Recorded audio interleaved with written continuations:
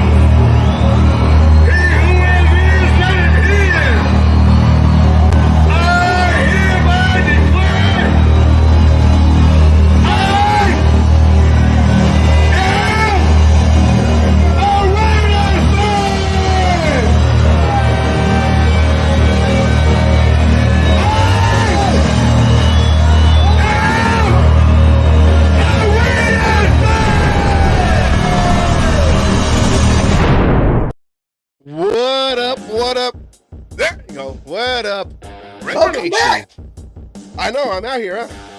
You're here. Hey, see, you made it. Plane landed okay. Had fun out in Vegas, right?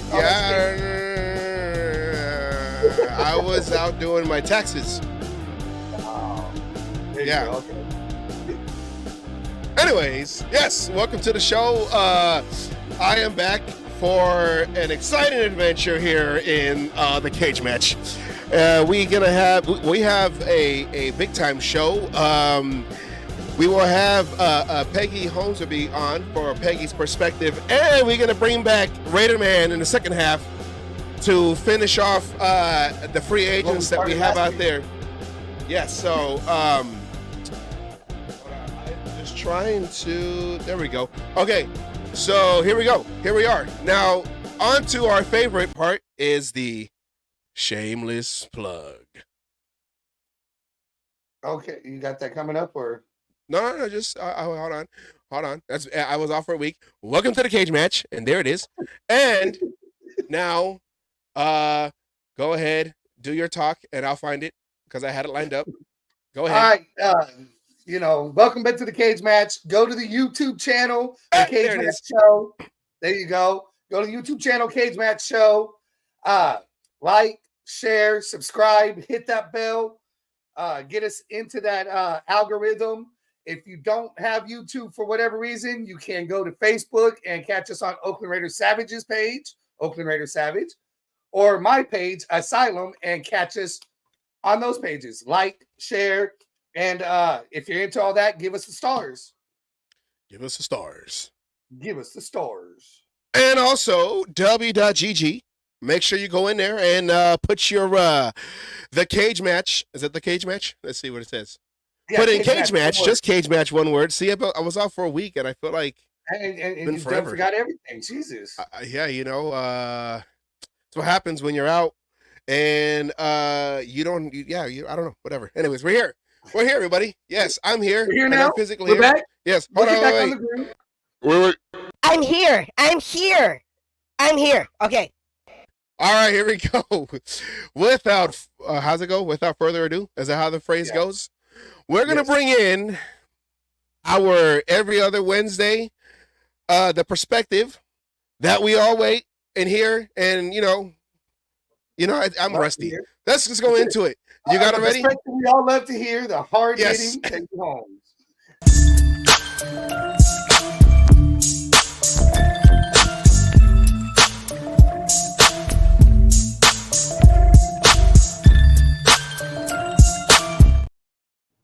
What is up, Peggy? How you doing? Hello, my wise gentlemen and my eye candy. All my kings are here tonight, and I want to go right into it and start with that magnificent coaching staff that the Raiders have put together. I mean, this is the most exciting news and the most important news of the offseason.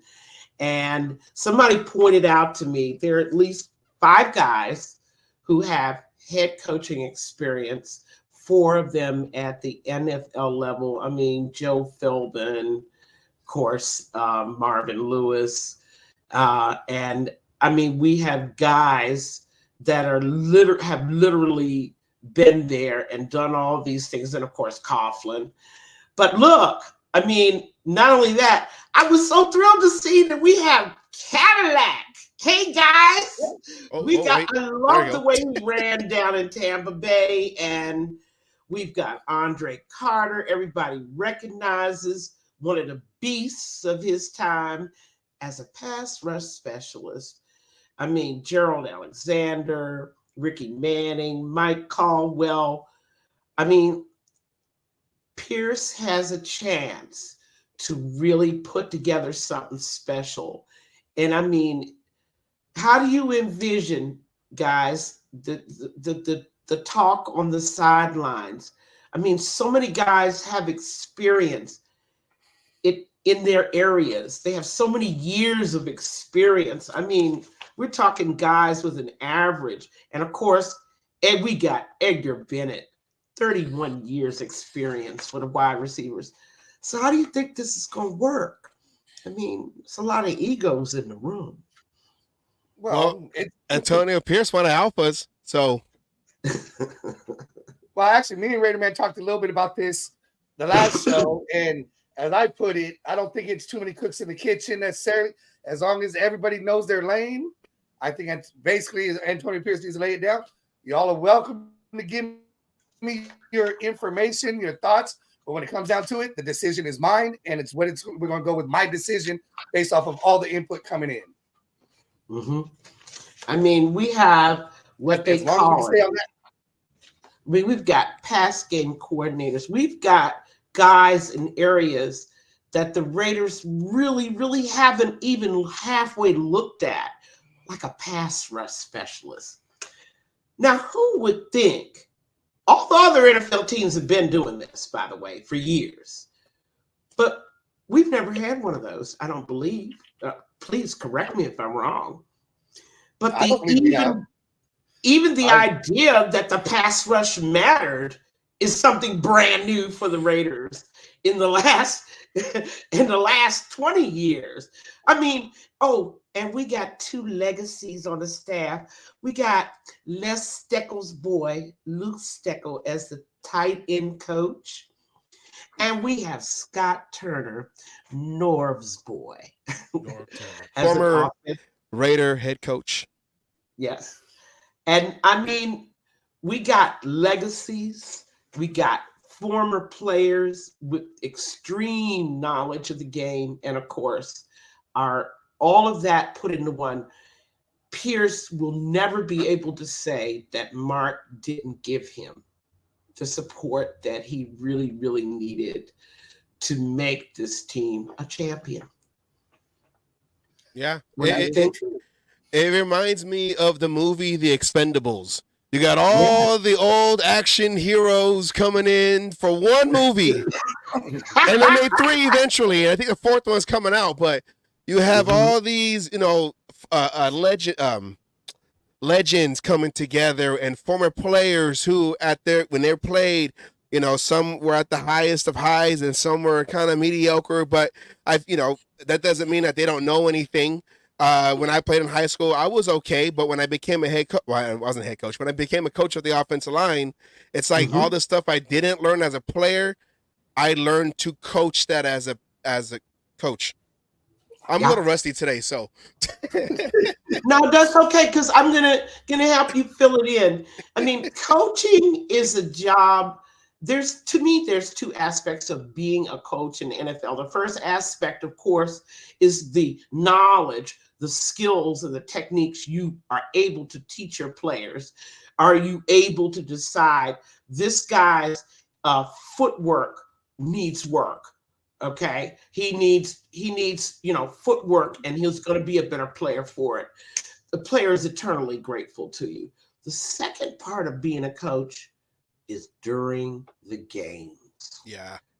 The adjustments, for more importantly, seeing what's going on, seeing how you're getting beat, seeing what the weaknesses are, seeing what plays work, listening to your players, right? They're coming off telling you, like Chris Branch used to tell John Madden, right? Even before the game would start, I can beat this guy. Yeah. You don't even know who you're going against, Cliff. I don't care. I can beat this guy. I can beat this guy. I mean, but listening to your players, they're telling you what's going on real time out there on the field. A good coach listens and he sees. He says, look, every time I drag across the middle, I lose my guy. And I don't lose him in traffic. I just lose him because he expects me to fly down the sidelines. So let's give him, something crossing in the middle. And we don't even have to run a pick. We can just leave him in dust. Those things I expect from my coaching, to see that during the game, while the game is going on, spotting those weaknesses and attacking them. And I'm telling you, our coaching staff under Madden and Flores, they were masters. Yeah. They could figure out what was going on, even to the point, during that Super Bowl with the Redskins, when the coach, the defensive coordinator called that Joe Washington pass. Says, they're going to do it. They're going to do it. And Jack Squarick. Mm-hmm. Squarick just came out of nowhere. And somebody pointed out to me, I don't know whether you guys looked at that film. I'm sure you did a million times.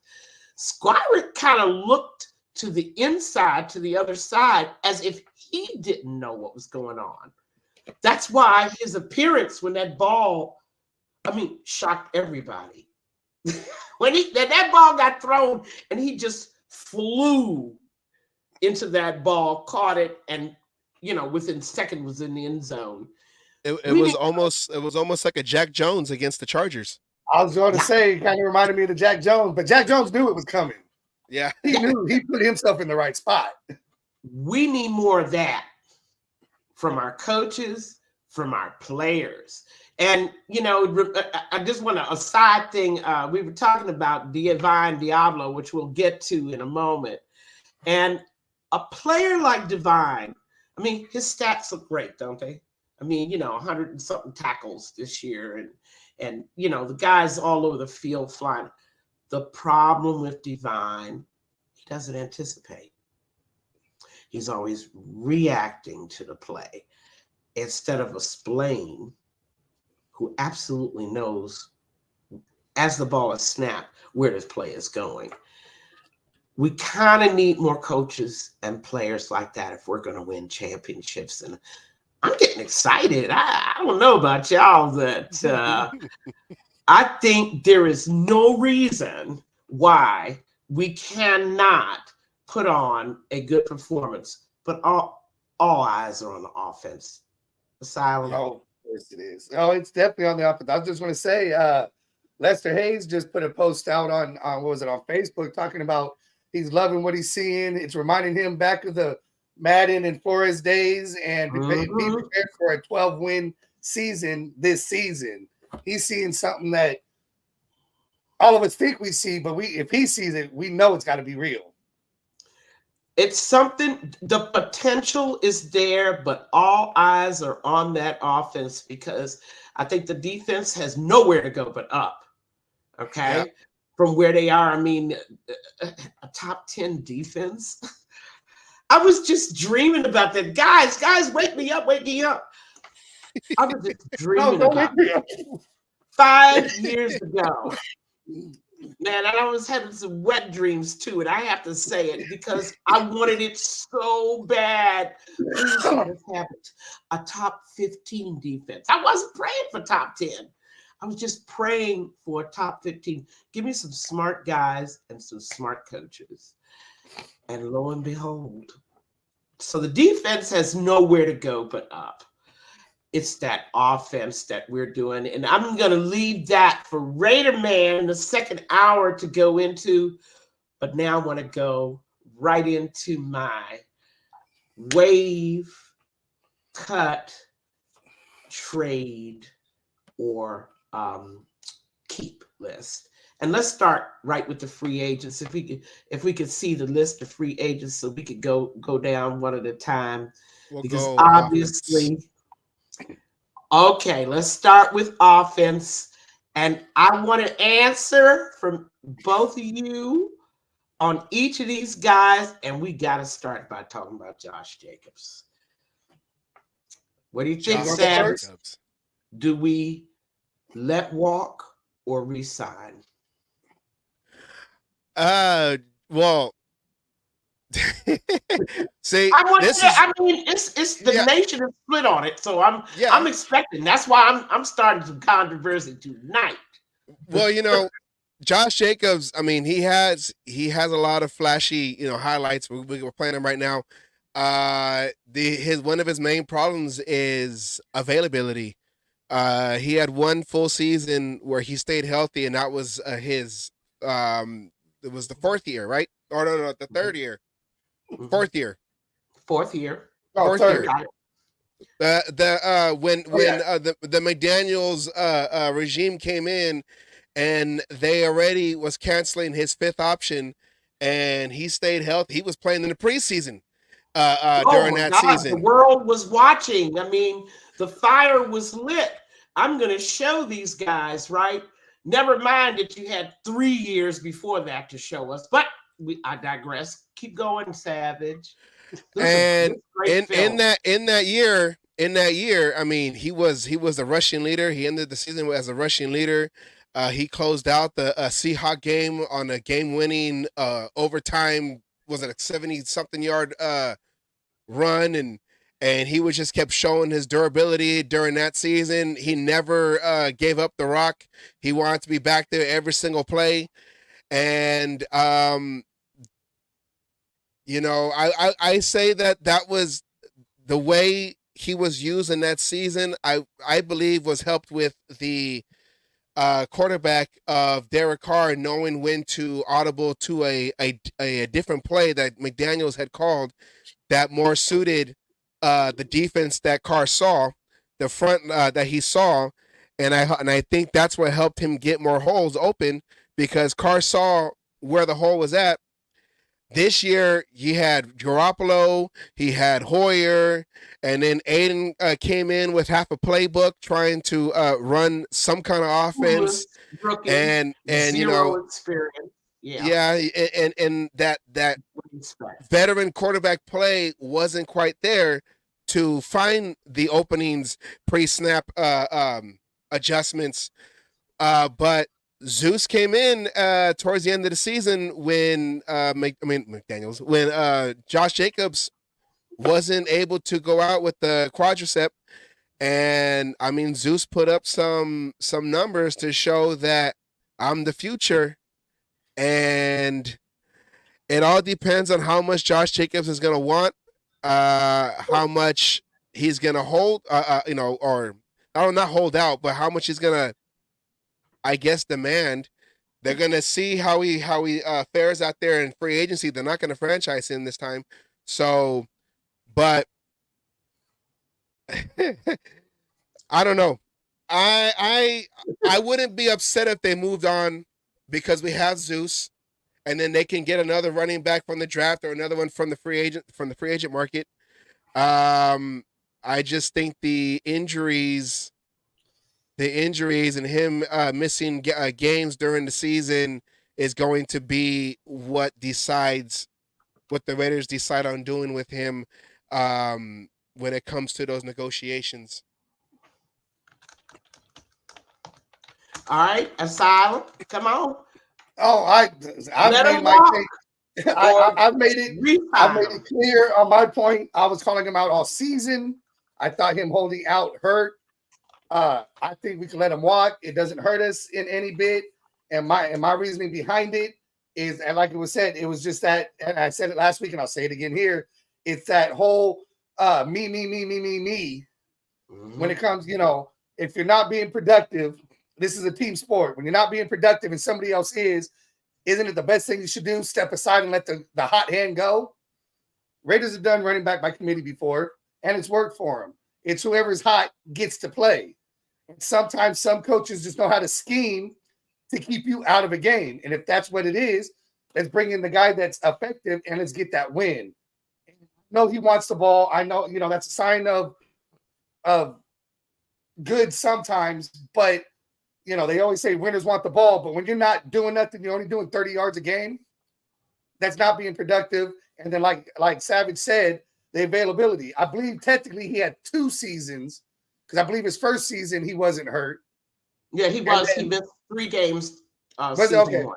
So then it was just the one, which was last year with Josh McDaniels' first tenure. I'm sorry, 2 years ago now, with Josh McDaniels' tenure starting, and he was running for a contract. I mean, shouldn't you be running like that all the time? You want the big contract. You held out for the contract, and it turned out, we have somebody behind him. We have Zeus. We could draft. There's free agents. There's a lot of other people we could pair with Zeus, which we had the stats up at one point. I don't know if we still have it. Savage can find it. We compared Jacob's best 3 games of the season and Zeus's, at that time, first 3 games of the season, and they were damn near equal. I mean, except for the main thing, which was, the yards per carry average was slightly higher, a couple of touchdowns difference, but in the end, Zamir White was being as effective as we needed him to be in the game with the same offensive line that Josh Jacobs was blaming for why he wasn't running so good. Mm-hmm. So I say he can walk. I mean, I have a totally different take, and I just told it what's good for the Raiders as a team. And this is where having a GM matters in this whole debate. There's not the emotions of coaches saying, I like this guy, I don't want to see him go. First of all, be realistic. Is Josh going to really sign for less than the almost $12 million that he made in 2023? Come on. Does that make any sense? You believe that Josh is going to say, okay, Raiders, this year I'll take $8 million. This year I'll take $7 million just to stay a Raider. Or is he going to demand a multi-year contract with guaranteed money? All the things that he was asking for when he held out. I mean, do you really think the Leopard's going to change his spots? The second thing about Josh compared to other backs at his same age, okay? And the fact of the matter is, Josh isn't a home run back, okay? And I think it's about time the Raiders had one. In his entire 5 years here, he's only had 2 touchdown runs of 50 or more yards, okay? No doubt. He's been effective, and he's been the kind of back that the Raiders wanted for their offense at that time. But now we have a new offensive coordinator who's run-oriented, okay?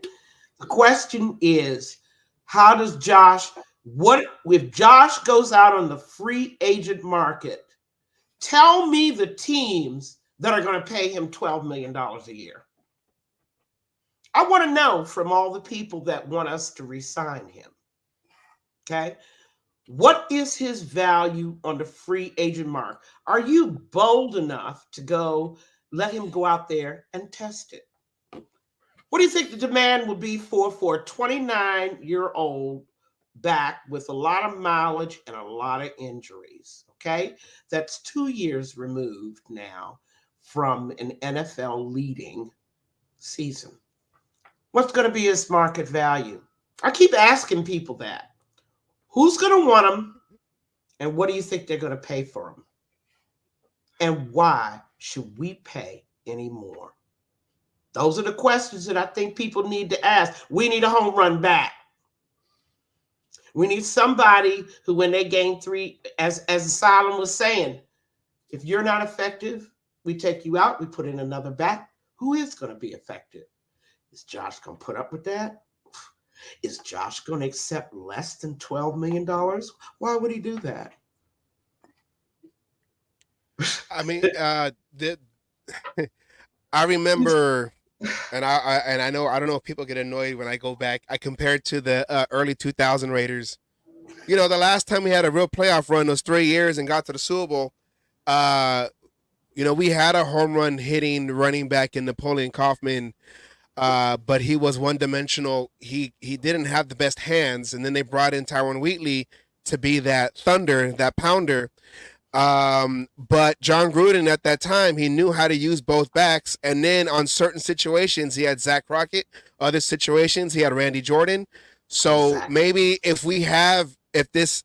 Getsy can figure a way to use at least the 2 backs in Zeus and Jacobs, I mean, it could work, but I don't know if Jacobs will accept that role. I'm not saying he is or not. I don't know him personally, so I can't say that. But if he can accept a team-friendly deal and Getsy can work a package for him and both in certain situations, I say it could work. You know, Jacobs is a good blitz pickup back, but He's a good blocking back. I'll give him that much. yeah, I think if Jacobs can take a team friendly deal and not be that guy that'll keep him more healthy through the season, maybe you know, running back by committee, it's worked well for the Raiders in the past. I think if Getsy can figure that out to use them both, you can't keep everybody happy. There's only one football, but if you can at least get them both involved in a way where they're both successful and they're both, you know, I can't say happy, and they're both, you know, can thrive, I can see him staying. I don't know what other teams right now currently need a running back, but with the other, where are my running backs at? With the other running backs on the market, I mean, I don't know. I mean, Derrick Henry is going to have trouble with his numbers. I mean, a guy who consistently gave you 1,500-yard seasons for a long time till last year. I mean, even he's going to have trouble re-signing. The trend in the NFL, whether the Raiders fans want to accept it, is not to pay backs who are in their mid or late 20s, who've had 5 or more years of service, who have frequent injuries and aren't home run backs. It's as simple as that. They're not paying them. They didn't pay Dalvin. They let Zeke go. A number of backs had to go elsewhere, okay, at less money because their teams were not going to pay them that kind of superstar money. I don't think we'll ever see another $12 million back. We might see it in Henry, but I don't know. I wish you had put their ages there because age is a factor too. How old did you say Josh was? 29? Josh is, I thought he was 26, 27. Josh is 29. See what I'm saying? I'm sorry. But, I mean, we're looking at backs like Eckler, who I think has some fine skills. I mean, I think he's one of the better pass catching, really in the class with McCaffrey in terms of being able to catch passes. San Diego isn't going to pay him. They're not going to pay him. The bottom line is he's had a lot of injury issues, just like Josh. They are not going to pay. Why would the Raiders pay when the rest of the league won't pay? This is why we have sat at mediocrity for 20 years. You cannot have a situation where you're paying a guy because you like him as opposed to this is good for the team. I don't know how much to say about it. Let him go. I would have let him go last year. I wouldn't have put up with the sign. I would have seen if I could have, instead of tagged him, traded him. Maybe they tried. I wouldn't have tagged him. And I think that's going to be the weighing factor is his durability or his availability. He missed the last four. Was it the last four games? The last four games with the quad injury. Mm-hmm. Like I said, I think the best deal he's going to get will probably be with the Raiders. It won't be what he wants, but if the Raiders do decide to keep him, they have to figure out a way to not run him down. And maybe Cadillac Williams knows about that when he was in Tampa Bay because Gruden ran him down. He ran the miles up on that Cadillac. So, but the thing about it is we have been the most successful. I'm talking about Super Bowl bound when we use running back by committee. I mean, we can go back to the days of Clarence Davis and Hubbard and Van Egan and a bunch of guys that contributed happily without complaint. They knew they were only going to get 10 touches, but they were quality touches, right? Yeah. You give it to your big back on the goal line, right? To pound it in when you need a 4th and 1 inches or whatever the case may be. It was a situational thing, and our coaches were brilliant in how they used these guys. I mean, Davis had the day of his life against Miami in the playoffs that year. Nobody knew. He had 150-some yards against them. I mean, knowing what back to use. And I'm not sure Jacobs understands this is a team game, not a me game.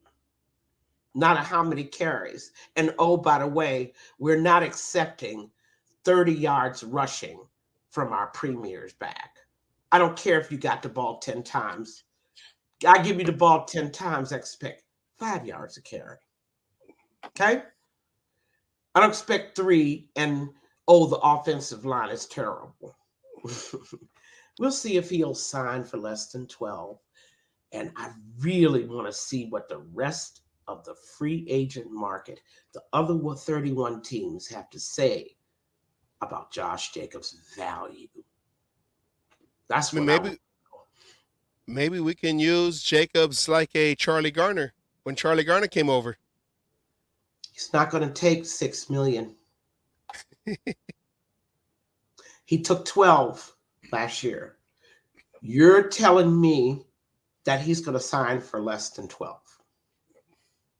You're telling me the Raiders are going to suddenly become magnanimous and pay him more than any other team, NFL team would pay him. $10 million. I don't even think he's worth 8. I don't even think he'd get the 8 on the free agent market, even if there was a team that needed him. I'm going through the teams. Are you going through the teams? I'm thinking about the teams, maybe the Redskins. Maybe they're looking for a change at running back. I don't know. I'm looking for teams that need a Josh Jacobs. Carolina, maybe Tampa Bay. But they're not going to pay him $12 million. I guarantee you that. They're not going to pay him $10 million either. What if he ends up going down to the Chargers since they most likely they're getting rid of Eckler because isn't Eckler isn't he injury prone too?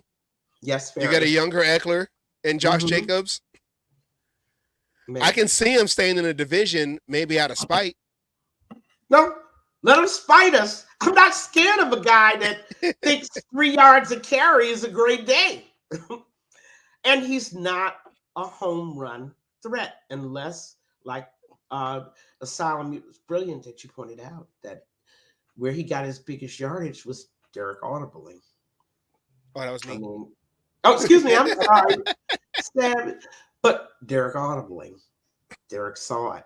Let's go back to the list. So we decided as a group we're going to let JJ walk. I say let him test the waters first. Then I see. Well, I'm on that boat. I guess Savage was the only one that was him on, whether he's going to get on and fall in the water. No, he wants Jacobs to stay, but he wants Jacobs to sign for like $6 million, $8 million. Okay, we're all GMs. Let's go to Amir Abdullah. Wave, let walk, trade, let walk, or resign.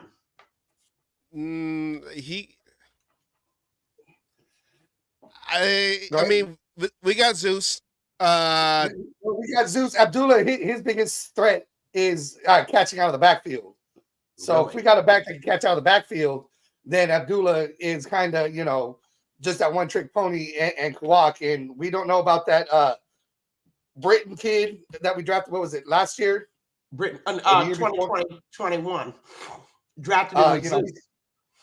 Okay, so, he's been kind of injury prone there, at the beginning of the season. But, we can bring in Austin Eckler, like you said, to come in and pass catch out of the backfield if we wanted to, like Abdullah.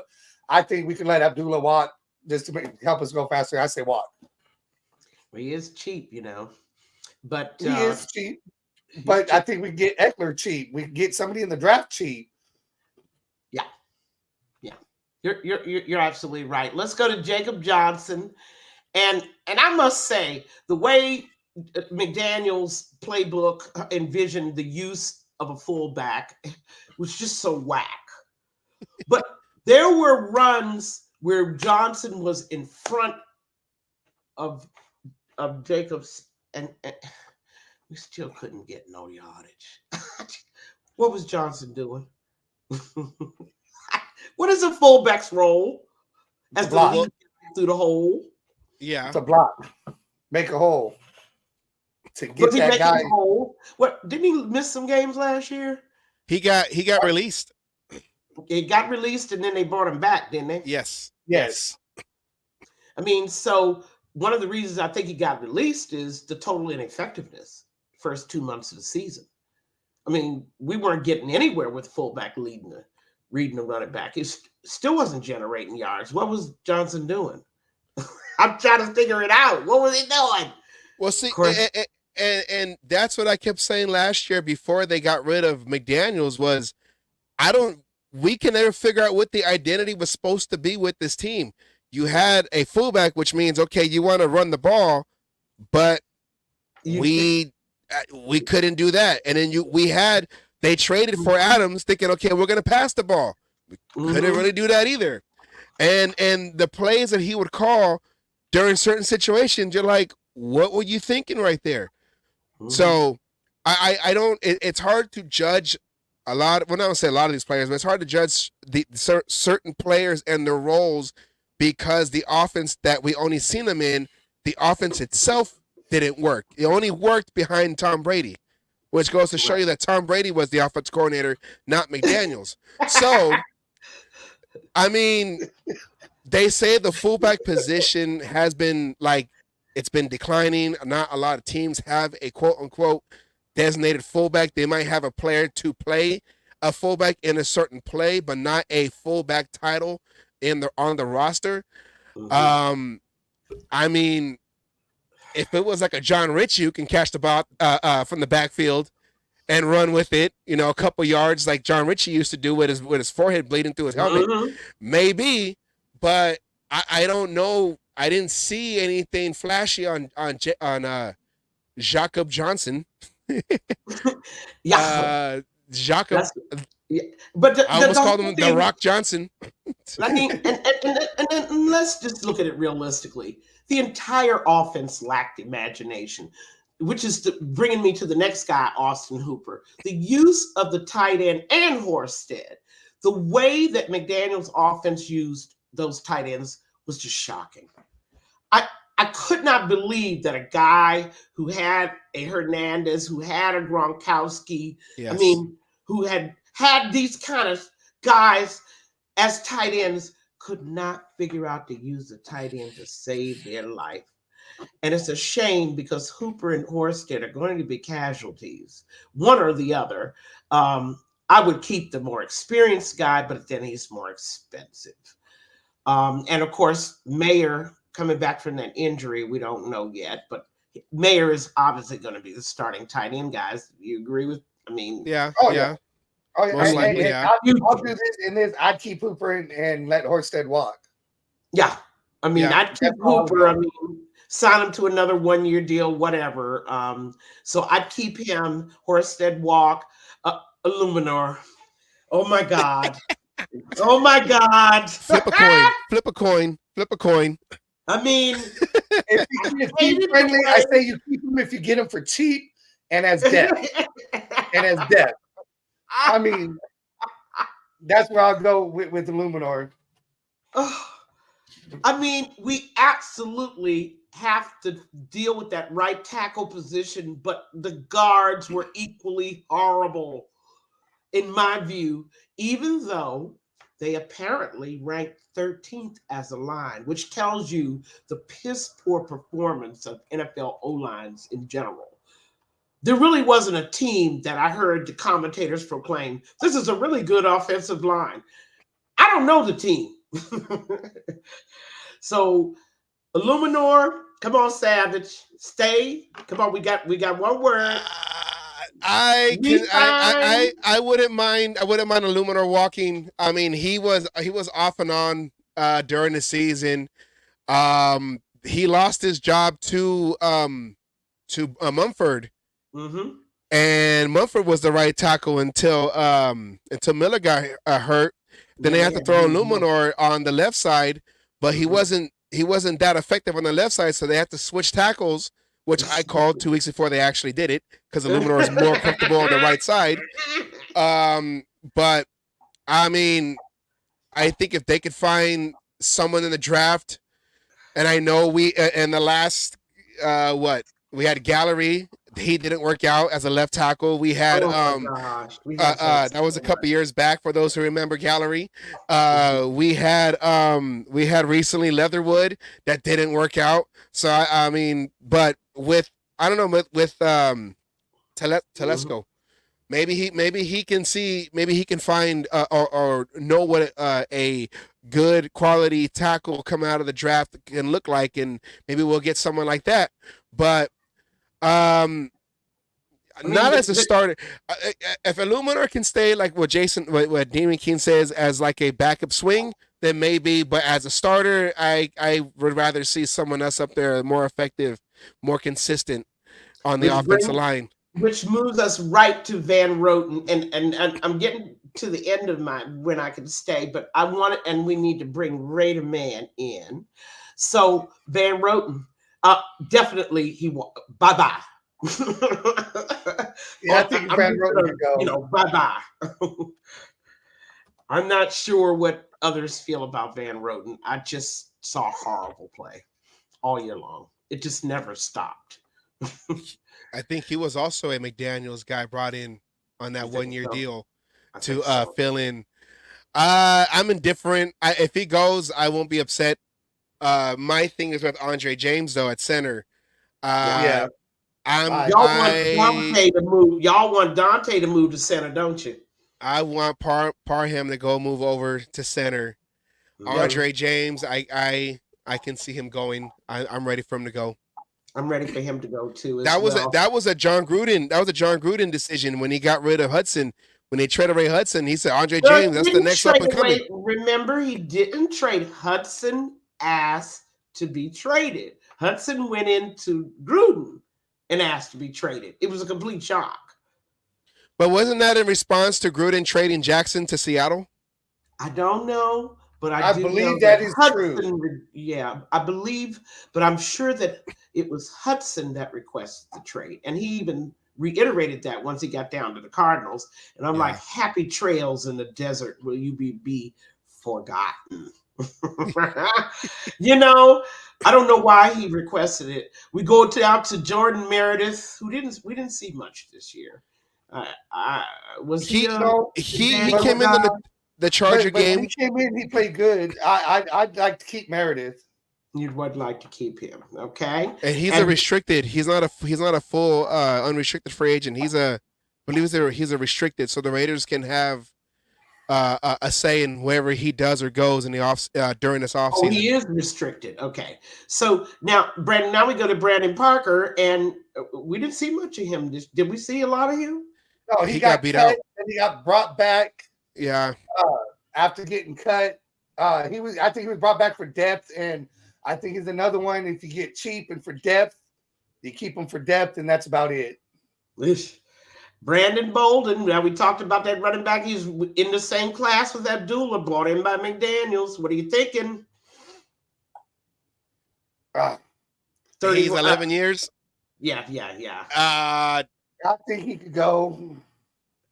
I think so. I mean, like you said, I would love to see Brittany Brown, but the injury thing, I mean, that's the second straight year he couldn't play because of injuries. Yeah. I don't know about that, but he's playing in his third year. So DeAndre Carter, definitely. That's Asylum's favorite.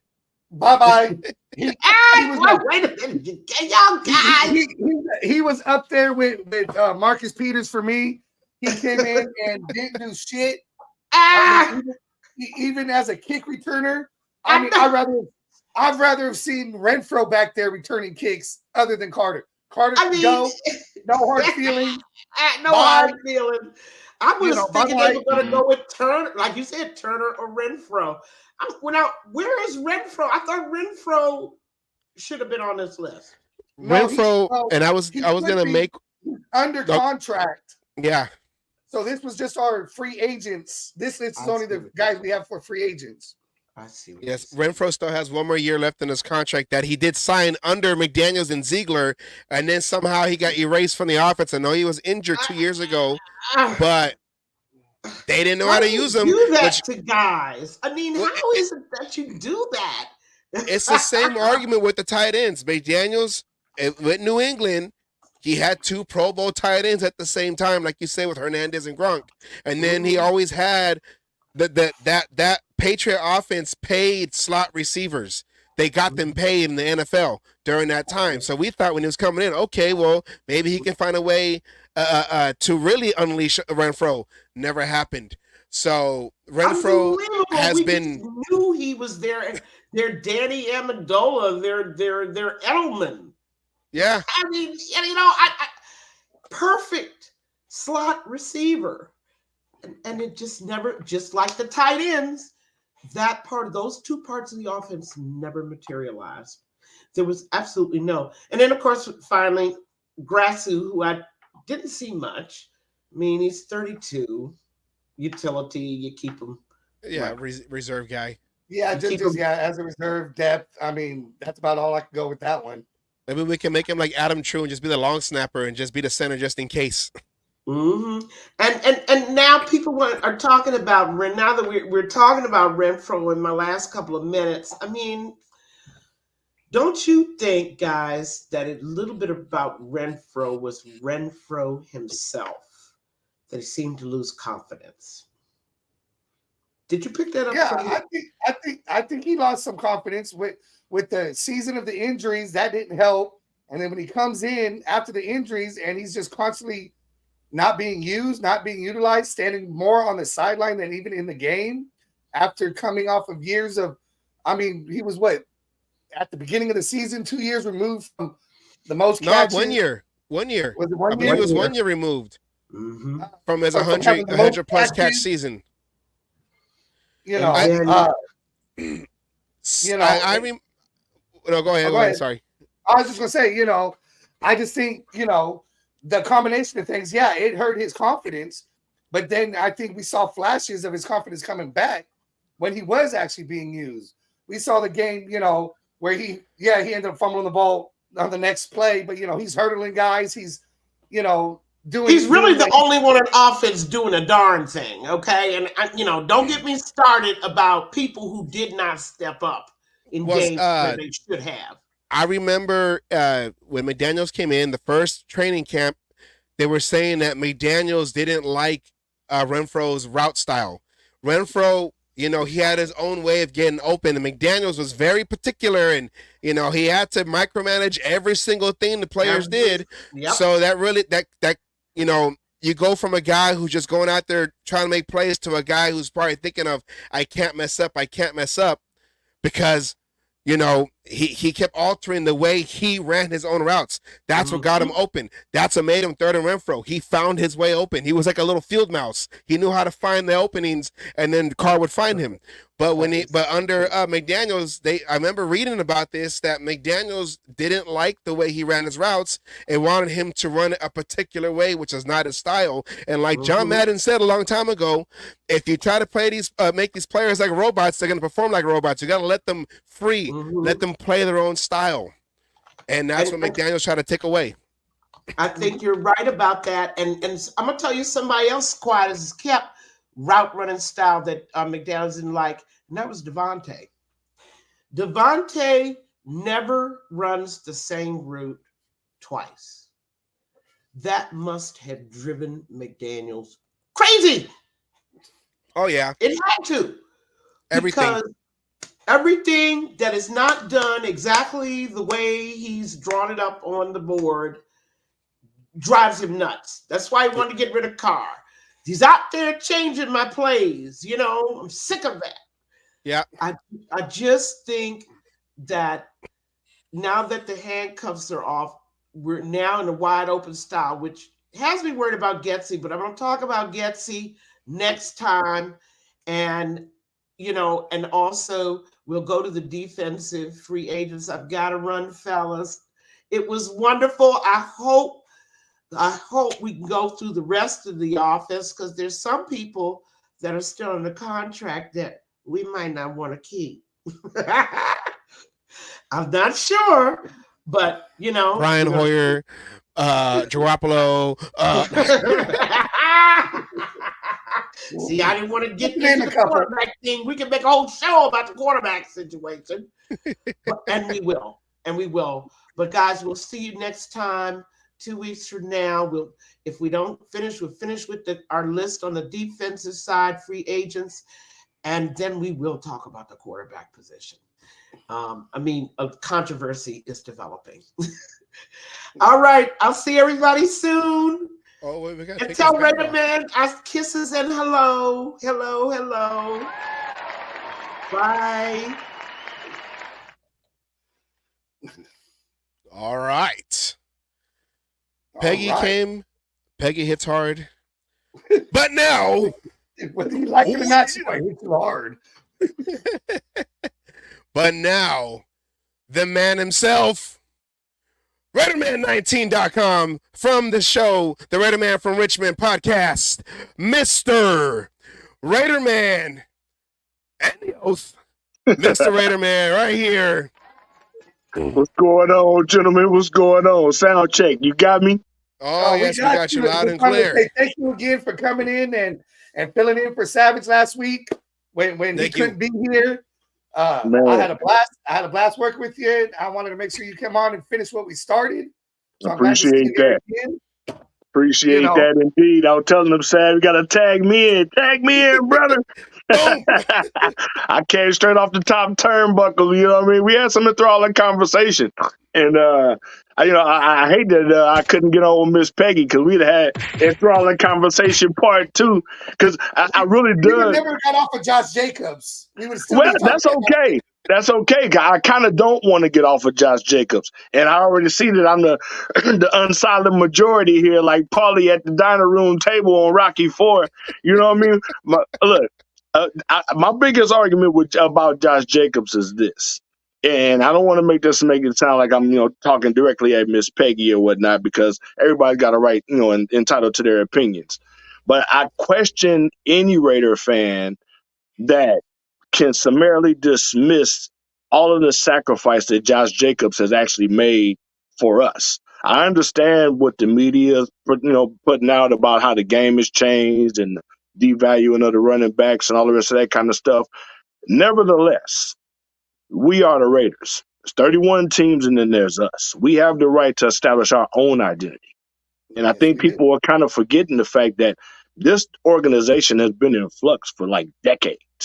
And so, when you finally get a momentum going, you finally start getting things tracking the right way, I believe, my opinion, is you really kind of want to be careful just extricating your team captains. and throwing away your very best blocking running backs. I heard Miss Peggy allude to him as like not an excuse me, not an explosive back. I personally think that's an unfair comment, but I get it if people are going to kind of like make opinions off the analytics. There's one thing about looking at numbers, and then there's another thing about looking at function.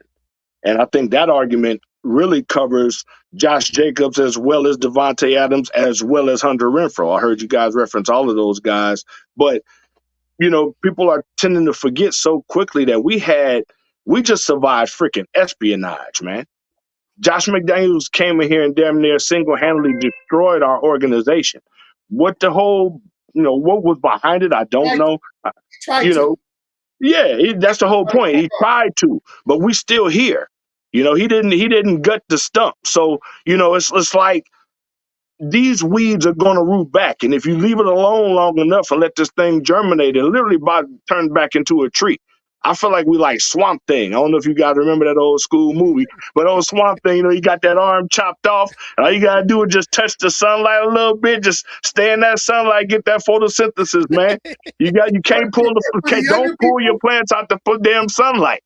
For the younger people, that's Groot, okay? For the younger people, that's Groot. There's also Hey, okay? but real talk, think about this.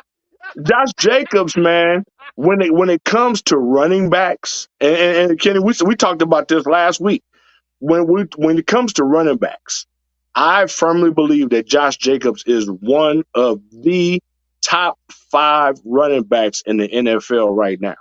And I don't care about pay scales and all the rest of that kind of crap. To me, that's like NFL politics.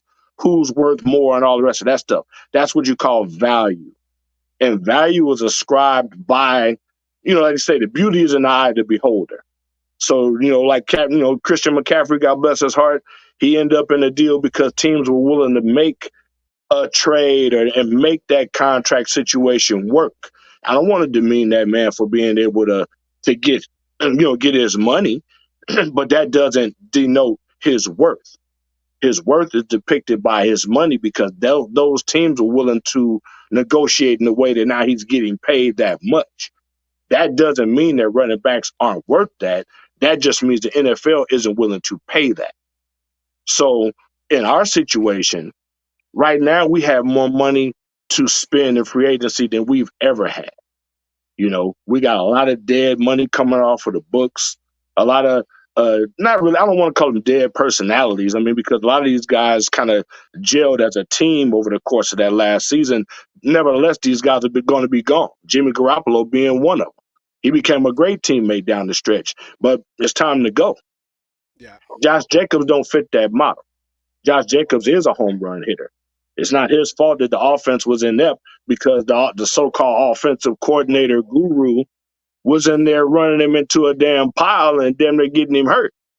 And he did his best to be a good soldier. He kept his mouth shut. He kept towing the load. He did all that. Only thing that happened is his stats got regressed. So, it's like, okay, as a fan, I can't make myself throw the book at the athlete, especially considering that I'm one. I can't even do what he does. Nobody knows what it takes to be an NFL athlete, just one. Nevertheless, you got to consider that. Hold on one second, I got somebody up. Baby, tell Dre I'm on the podcast. This is live, ladies and gentlemen. Let him in. But you got to consider the fact that this is a mechanism. There's a bunch of moving parts here, and he's one of the main cogs that's holding the wheels on our cart that's rolling down this hill. So I weigh that into how much is he worth. It almost like, in a sense, I consider Josh Jacobs for our Raiders like, yeah. Could you tell him to come on in or let him in? I'm on the podcast. You can let him in the front. I consider Josh Jacobs akin to Kansas City's L'Jarius Sneed. It's time for that man to be paid. And we're not going to use the franchise tag on you. That's not going to happen. We got to find a way to make these numbers work. What works for you? Nobody really knows. So the best thing you can do is allow the player to test free agency, at least have a few phone calls, get a little bit courted or whatnot, and then come back and say, hey, well, Billy Bob didn't want to give me such and such and such and such. And if he's really, really worth that to you, to say, listen, we want you to be here. So what we want to do is we want to give you what they want to give you to make sure you stay. But we respect you. So what we're going to do is we're going to put some incentives in your contract and give you an opportunity to have the carrot dangled in front of you. Because I keep hearing this narrative about, well, Josh Jacobs wants the ball or won't share the ball. Josh Jacobs is going to share the ball when he got to share the ball. Just because a few clips or sound bites get out in the media doesn't mean that's the way things are going. That's easy to say. You can say whatever you want. You're going to do what you're told, And when it's time for you to tote the rock, I need you to be ready. And that's what Coach AP is setting up. Now we got Josh Jacobs and Zeus. I feel like as an MMA fighter, I can hit you with my left, I can hit you with my right. But you're going down like fight night. You know what I mean? We can't be beat. We back there having Hewitt Dixon and Marv Hubbard running the ball together. We thunder and thunderette. You know what I mean? We can do some things. Not to mention, both of these guys catch the ball very well out of the backfield. We don't even know all that Zeus has yet. But Josh McDaniels, for whatever reason, wasn't even giving the guy the ball. We talked about this on the show last week. He didn't even really start getting the ball until the sixth week of the season, and then went on to be the rushing champion. And then last year, when everything is in complete disarray, it's like, okay, well, Josh Jacobs, come in and save us. Like, okay, at a certain point, even as fans, we got to be realistic. I know fan is a shortened version of fanatic. We might not be all there. However, 2 + 2 gonna equal 4 on every day of the week, and twice on Sundays. This guy played into an injury where he hadn't been injured. Now all of a sudden, people are calling him injury prone. And that's an easy thing to say, but these are like degrading titles to put on people that's out there like killing themselves for you. This is a Raider. This ain't some free agent dude that we got. We got all these new free agents hitting the market, and I respect them all, but I don't want none of them. I want Josh. I'd be damned if I give Austin Eckler a penny more than I ever give Josh Jacobs. And in all respect due to King Henry, I'd be damned if I think that he's a prime replacement for Josh Jacobs. Because even though he may be bigger and he can do all these different things, by the way, he catches great out of the backfield too. I don't know why he don't get the ball more. He's not the Las Vegas Raiders offensive captain right now. Josh Jacobs is. And I'm real comfortable, or I should say I'm real cautious with disrespecting my elders. You know what I'm saying? We got Puppy in the camp right now learning under him. He still got to learn how to block. This scheme that coming in under Getsy is West Coast, as they call it. But I'm really hoping that the inference on this offense is going to be catered toward Al Davis way. Meaning that, we know you kind of short passes or whatnot, but let's stretch out some of these intermediary passes to 11, 12 yards. Let's hit that 13-yard mark. Let's get past the sticks. And he can do that because he likes to stretch verticals on the outside. What does that mean? Soft underbelly for the running backs, especially big running backs. Well, they're not big, but they're not, they bullies. We got Bully and Zeus, and Josh just ain't chiseled like that, but he's a hard back.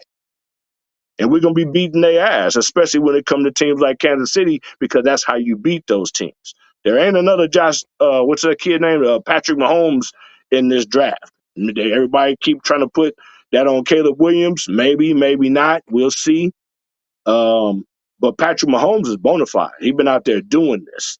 And can't get street knowledge in college. Everybody can talk that mess, but we're not going to find out. Everybody going to know at the same time. We ain't going to know till we find out. And that's what I'm saying is, if Josh can, because they're gonna play the numbers game with Josh.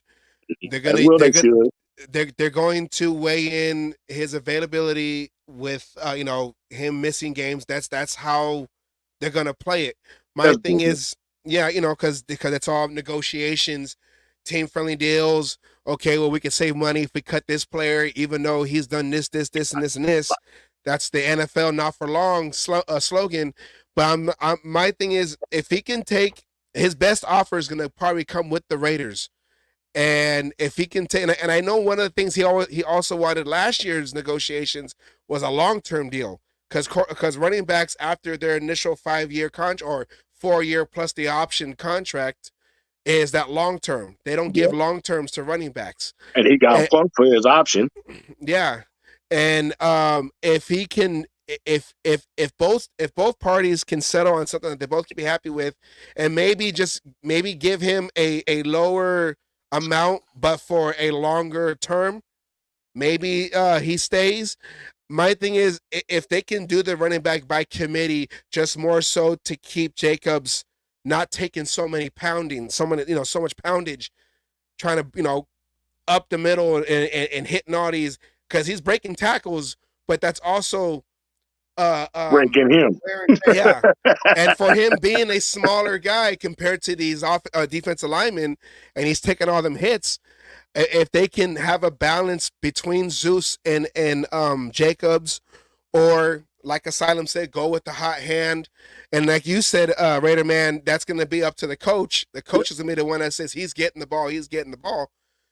If Getsy can make an offense that can cater to both running backs, a committee, each one has their own package, game situations, then I wouldn't mind having Jacobs back.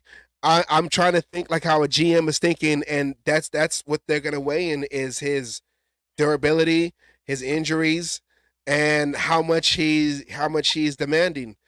Because I don't see him getting a better deal outside of the Raiders, whatever that is. And it's just more on, does Tom Telesco, think that he is worth whatever it is that they want, that he wants, or the Raiders, whatever, for him to stay. Let me throw this curveball at your knees real quick. On the same point, now understand that Telesco and Austin Eckler happens to be on this free agent list. He didn't pay him either. So all of these backs are in the same boat. And it's nothing to do with the backs themselves. None of them have done a single thing wrong. They've only done their best to, like, literally overachieve. They're out there killing themselves to disprove a forced narrative that's being, implemented into the NFL narrative. The unfortunate issue of that is only the pay scale. So for me, as a person, like you say, if I'm gonna put on my Telesco hat, if I'm gonna play GM for a minute here, and I'm thinking what's in the best interest of this team, all of these guys are going to be pretty much priced in the same bracket. All of them will have a value that's going to command that they're brought back to an organization. Just like you said, Josh ain't going to get a better deal from anybody than he's going to get from us, unless it's Kansas City, just because they want to spite us. Yeah. Now, you know what I mean? I don't want to be trying to, like, I wish I had some salt to throw on my shoulder. I'm not really a superstitious guy, but I'm not trying to jinx anything here as much as I'm trying to truly underline the true value of our team captain. That guy is a key cog of this organization right now. He's ushering in this era of transition for us to take us back to the Raider way. And he wants to be with us. This ain't even about money to him. So, I consider those things when I'm a GM, because I want who's going to perform for me, not who's going to perform to justify this contract. The word is out. The cat is out the bag. Running backs are going to get screwed. I understand the perspective of Miss Peggy was saying, he's not going to settle for any money. Well, if that's the only option you got, if that's the only money that's on the table, are you going to really walk away? What are you going to do? You only have so many options.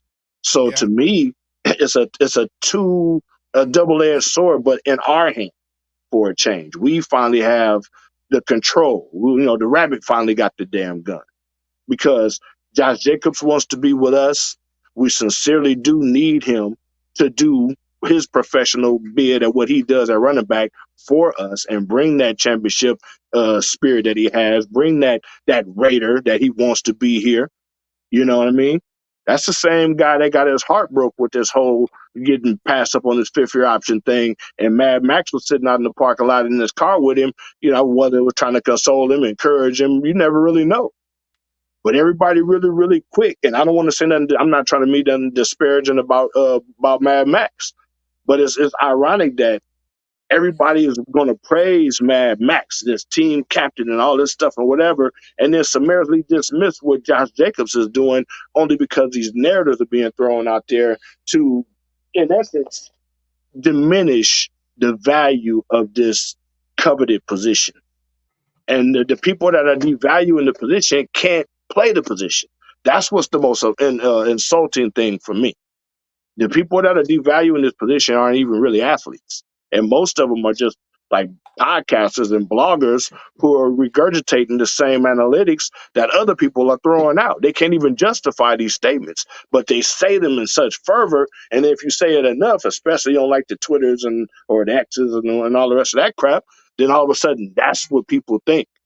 That's the truth. Perception is reality. I want to get out in front of that. I'm cock blocking that for Josh Jacobs.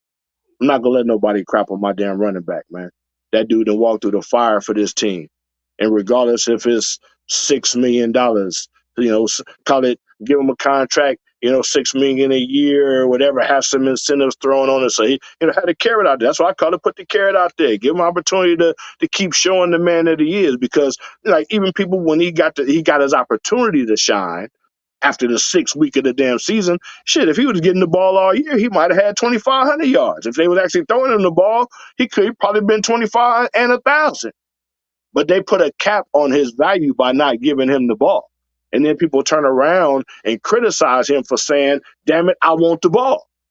That's how they get paid. If I don't put no stats out there, I can't get paid. And you can't cut my number of opportunities away from me, take my attempts away, and expect me to produce the same amount. That's just not realistic. Fans can say that kind of crap, but can you do that? Let me see you do it. You know what I'm saying? It's not realistic. Help me. Oh.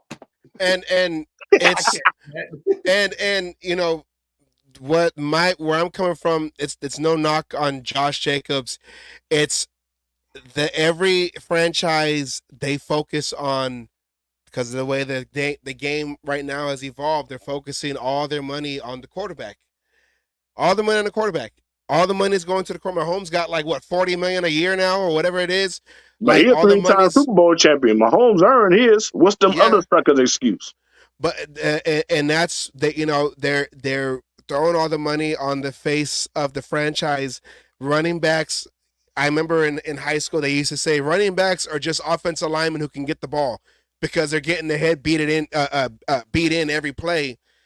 Running backs take a lot of pounding, and that's one of those positions that, damned if you do, damned if you don't.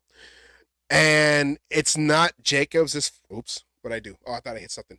It's not Jacobs' fault that the position that he plays is devalued. It's kind of like we were saying earlier with the fullback. The fullback used to be a big piece of offenses, being that lead backer when they had the I formation, or back when we had John, like I mentioned, John Ritchie.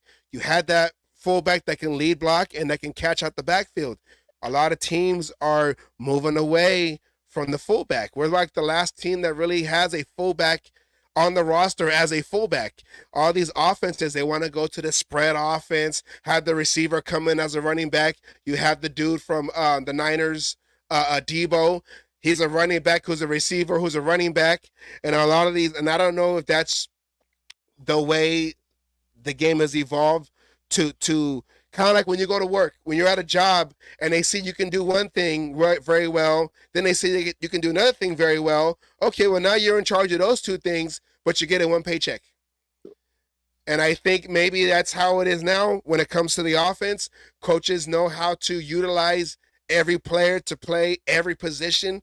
You'll see a tight end go out wide like Jackass for the Chiefs, Taylor Swift's wife. And and so Taylor Swift's wife. But I just think it's just the way right now that the game has evolved, that I don't want to say they're moving away from their running back, but the coaches have found ways not to utilize them. We're probably one of the last teams to really, us and the Titans, the last teams to really use that pounding, featured back running back, bell cow running back. And like I said, my stance is if they can do something, if the Raider, the Telesco and those guys can figure out Raider something. Telesco. I like that. That got a good sound to it. Raider Telesco. Yeah. I meant to call that one in. Sounds like a hot sauce. If they can figure out a way to where Jacobs can be happy and the salary, our cap space can be happy. I just think maybe if they give him like a long term but not as an expensive deal each year, something that they can spread out and maybe renegotiate later, maybe that'll be more better for Jacobs, and he'll accept that. I think it's more like for a running back, they want stability. They want to be part of one team. And But wait. Before I don't want you to finish that thought. I want to catch you on that thought and pigtail that. So let's ascribe value to these numbers, because I know we're not talking like specific numbers. We're kind of just gauging what's a ballpark, but we do know that there's really no ballpark. They're almost trying to create a narrative where there's no real market for these running backs. Oh my God, there's just no way you can pay these guys. No. Let's back that up. I refuse to even accept that narrative. I look at it like this. It's a new age problem, or a new age challenge, if you will. Going back to my point about us being the Raiders, we create our own style. The offenses of the NFL and whatever the hell all these damn young college dudes is trying to show all their smarts, that crap don't mean nothing to us. We're going to do what we want to do. If King Al Davis can piss off a Marcus Allen and bring in Bo Jackson and find a way to get both of those guys on the damn field together and create havoc, then I believe that we can do the same things with a Zeus and a Josh Jacobs. It's all money semantics. It's all literally money semantics. And the problem with it for me is we as a people, and it's not our fault, it's not your fault, it's not my fault, people are devaluing these guys by continuing this narrative about what the NFL doing. Oh, the game is going this. We don't give a fuck where the game is going for them. This is where the game is going for us. This is what we doing to you. And if Josh Jacobs is that much value, which I believe he is with my whole heart, I believe Josh Jacobs is worth a 3-year contract, whatever the damn number is. Make it fair for the team. But we got money. Why be cheap now? I mean, we got 3 throwaway players that can pay Josh Jacobs' salary alone. This really shouldn't be a conversation, or let alone an argument, in my mind's eye, because of the value of that human being. People keep trying to treat Josh Jacobs as if he's only a running back. Josh Jacobs is a grown man who came in here as a kid, really expecting nothing other than give every single thing that he got to be a Raider. It didn't matter the team was moving. He didn't pitch no bitch about none of that crap. The only thing that he bristled at was that Mr. McDaniels coming in there and taking the fucking Raider away from our team. And it didn't work. It's like you shot a medicine in his veins that he allergic to. Is it his fault that he fucking broke out and damn near died of hives? And I believe that's the same affliction that happened to Hunter Renfrow. Yeah. Hunter Renfrow got tampered with. Took him out of being the football player that he is. He was already battling back from damn near half-ass, concussion syndrome and all the rest of the crap. Leave the man alone. Let him figure it out. Let him get out there and find his way. But you just like a fish. You catch the fish, you want to show everybody off the fish and all this shit, and then you put the fish back in the water, but you don't let his tail go. Let the motherfucker go. You know what I'm saying? It's like it's football. You can't coach on game Sunday. That's why you have practices. You do all your installs, you get all that shit out, everything you want to say, and then on the damn Sunday, you get out there and you go watch your team perform. All that micromanaged crap is moved into the commentary of the fans because it sounds intelligent coming from these damn analysts. That's not how football is played. Football is still mano a mano. My man gonna beat your man. We gonna beat your ass. It starts at the point of attack. Just like Coach John Madden say, we're going to be on the sled. Everybody got to hit it one time. And boom, boom, drive. Everybody got to be together. And right now we have everything becoming cohesive. We got all these pieces coming together. And then to think that we would take out one of our most important pieces and just say, oh, well, you're not worth it because, your number ain't right. I don't see that as a viable argument. And I'm willing to push back on that one all day long. I believe Josh Jacobs is more than worth it. I believe our team absolutely needs his presence in our locker room and on that field. I believe by getting rid of, if we allow Josh Jacobs to walk right now, I believe that will stunt the growth of one, Zamir White, because I believe that puppy truly appreciates Josh Jacobs, and I believe that Josh Jacobs has become a mentor to that dude. It's not only about taking somebody's position. It's about working together. That's a running back's room. That's a team of guys that's there to execute the position of running back. And I need all hands on deck right now. All the divisive stuff and everything, getting rid of all this Raider stuff. I mean, shit, most of the Raider narratives is being, given out by people that's not even Raider fans. I went off on a rant about that shit last week. I don't mean to be insulting anybody. It's just our truth. We did our best to create Raider Nation Radio. Well, it was actually Raider Fan Radio, in the beginning, to give us a place to really, hash out our differences and really kind of put that idea of what we want our team to be. What pumps our nads? What do we like to root for? And that's like coal in the fire to that stadium, because when you're giving the people what they want, they give you what you want. They give you the response. They give you a reaction. But you in here trying to control how people be a Raider fan. Oh, we want you to be a Raider fan. Oh, but don't show the fangs. We want you to snarl, but don't make that noise. We want you to roar, but don't give me the nasty face. It's like, man, how are you even controlling something that you don't even know nothing about? We make us, man. We the Raider fans. We got to be the Raider fans, man. I don't say, it's not about clout and all that shit. Everybody doing brands and all that kind of stuff now. I was Raider Man before I knew Raider Man was a brand. And Raider Man was given to me like a nickname. I got named like a puppy on my 18th birthday. They couldn't call me. I was like Little Raider or Raiders garb on, because every time you see me, I got Raiders garb on. I got all kind of nicknames and shit before my 18th birthday. But then once 18th birthday came, it was Raider Man, because I'm one way. This can't be appropriate. This can't be duplicated. I'm an original. And that's what they're doing. They out there trying to recreate the brand. And that shit is filtering into our fan base. And it makes all of our fans kind of sound alike. Everybody got the same damn narratives. Everybody got the same shit to say. That's not how it's supposed to be, man. It's our team. And I think maybe that's why McDaniels was brought in, because they want him. There's a different attitude. There's a different. Well, let's say there's a different attitude, because I've been many games in Oakland, and I've been to 2 games in Vegas. One was a preseason, and one was the Raven game on Monday Night Football when we came in on overtime and beat them. Nice. That was opening day, wasn't it? That wasn't the opening day game. That was the first regular season game with fans. Yeah, that's right. That was the first game back from COVID, right? Yeah, that was big, bro.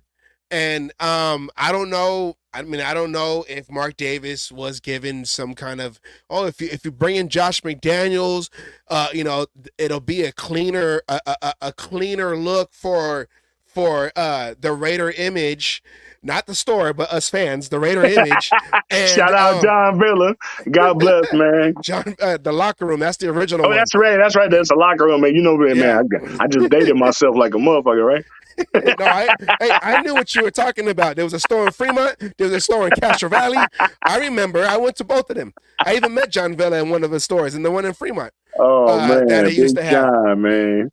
But I don't know if maybe Mark Davis was given the wrong advice, and okay, let's not scare away. In the new Vegas, the nice pearl of a stadium. It's not the Coliseum, the rundown Coliseum, which I miss very much, the Coliseum.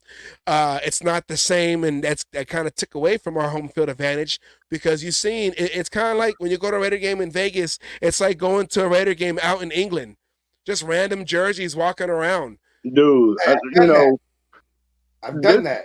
This shit, man, that's some serious experience. I love to just go do that over there. I have me a bride walk up and down the street, be a damn tourist. But we always took this shit as a job, you know.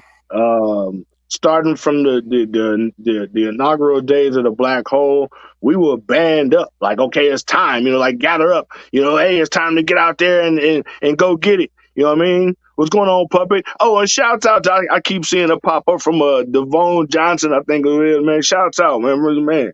I don't know. I get caught up in these chats. I'm old. I love it. I appreciate you, man. But it's like, we got to remember, like, really who we are. Because we as a people, in humanity, person to person, we all really, really good people. And we've got this stigma thrown on us. Oh, we the thugs, we this. I got old VHS tapes. Y'all got anybody out there that got a VHS converter?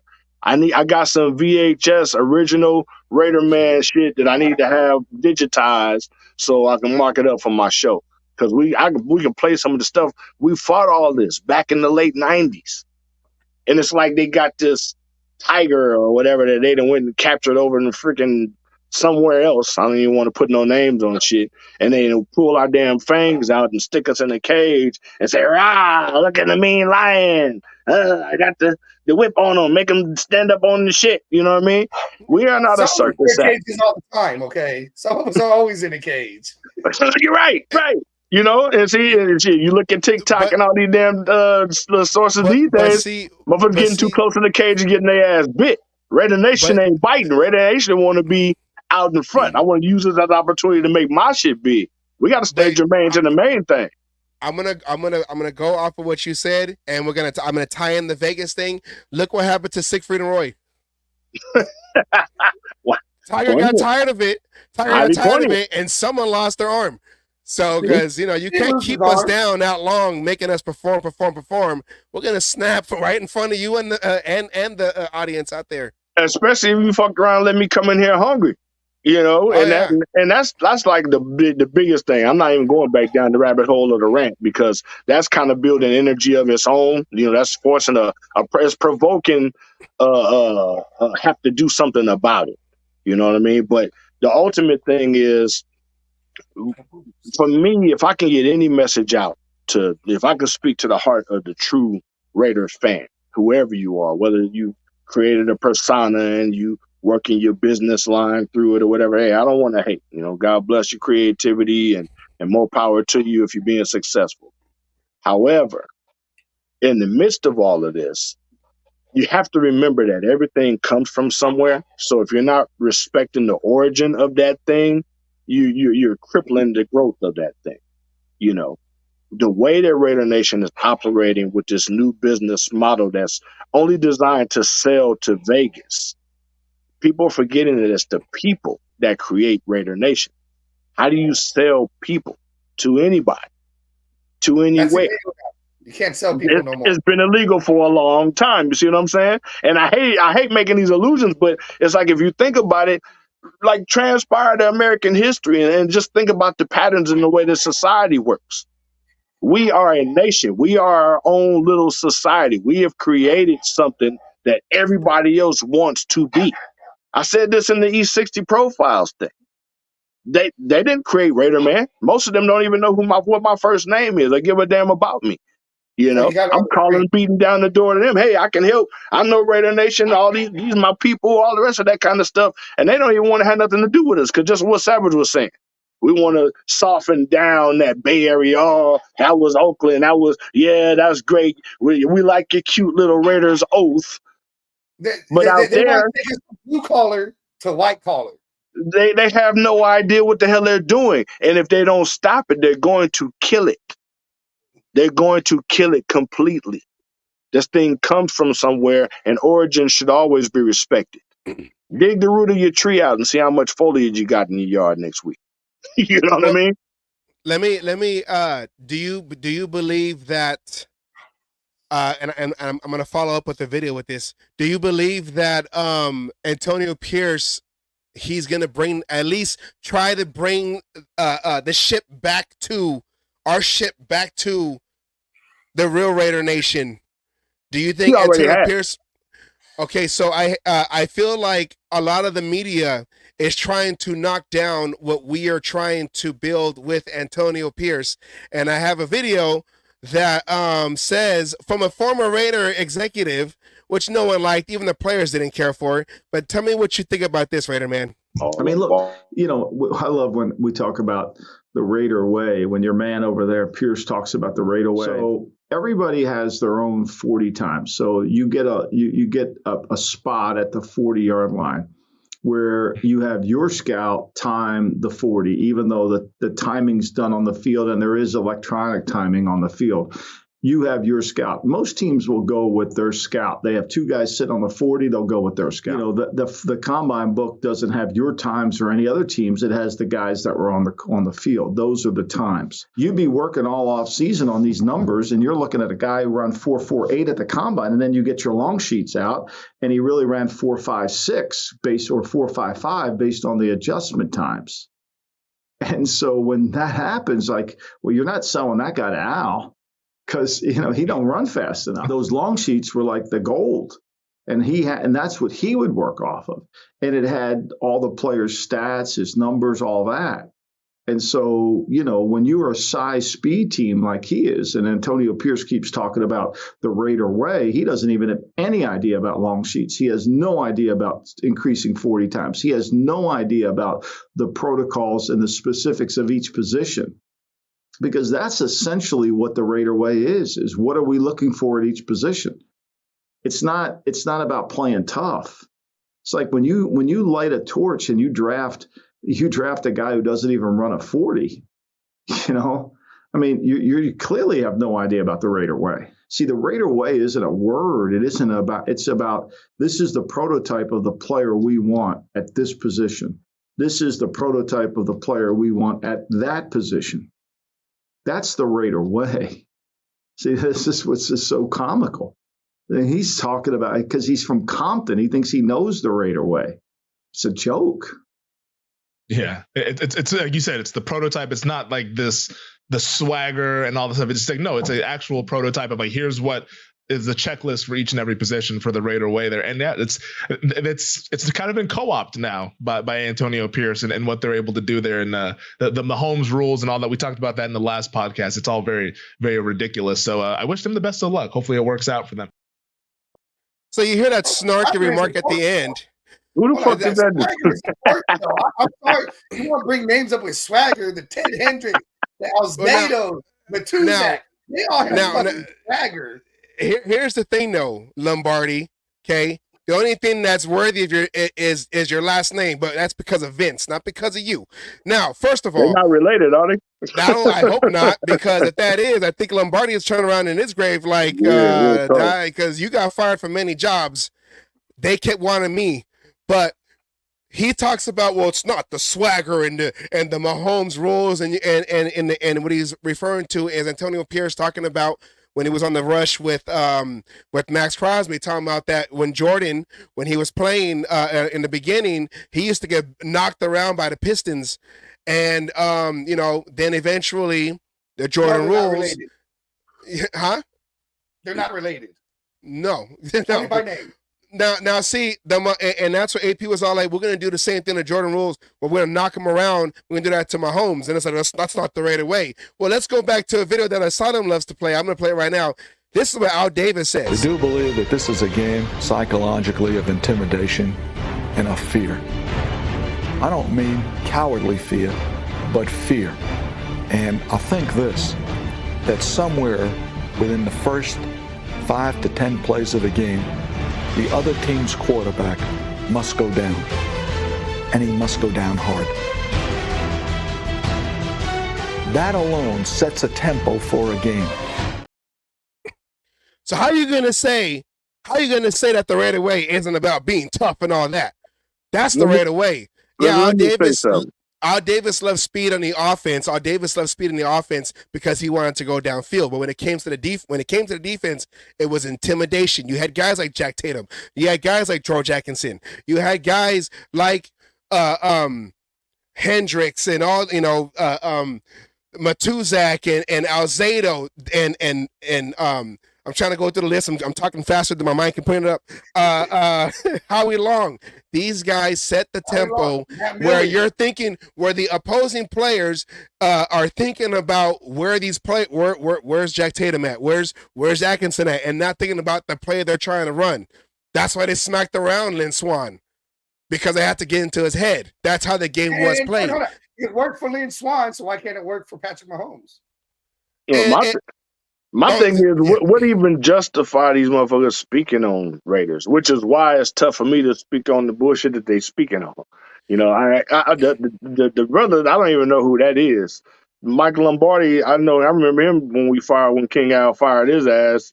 Yeah. And, you know, my thing about it is, it's nothing even personal about these individuals as much as it is. Neither one of these motherfuckers is Raiders. Like, what really gives their conversation true validity? You know, it's just to fill time. We just talking.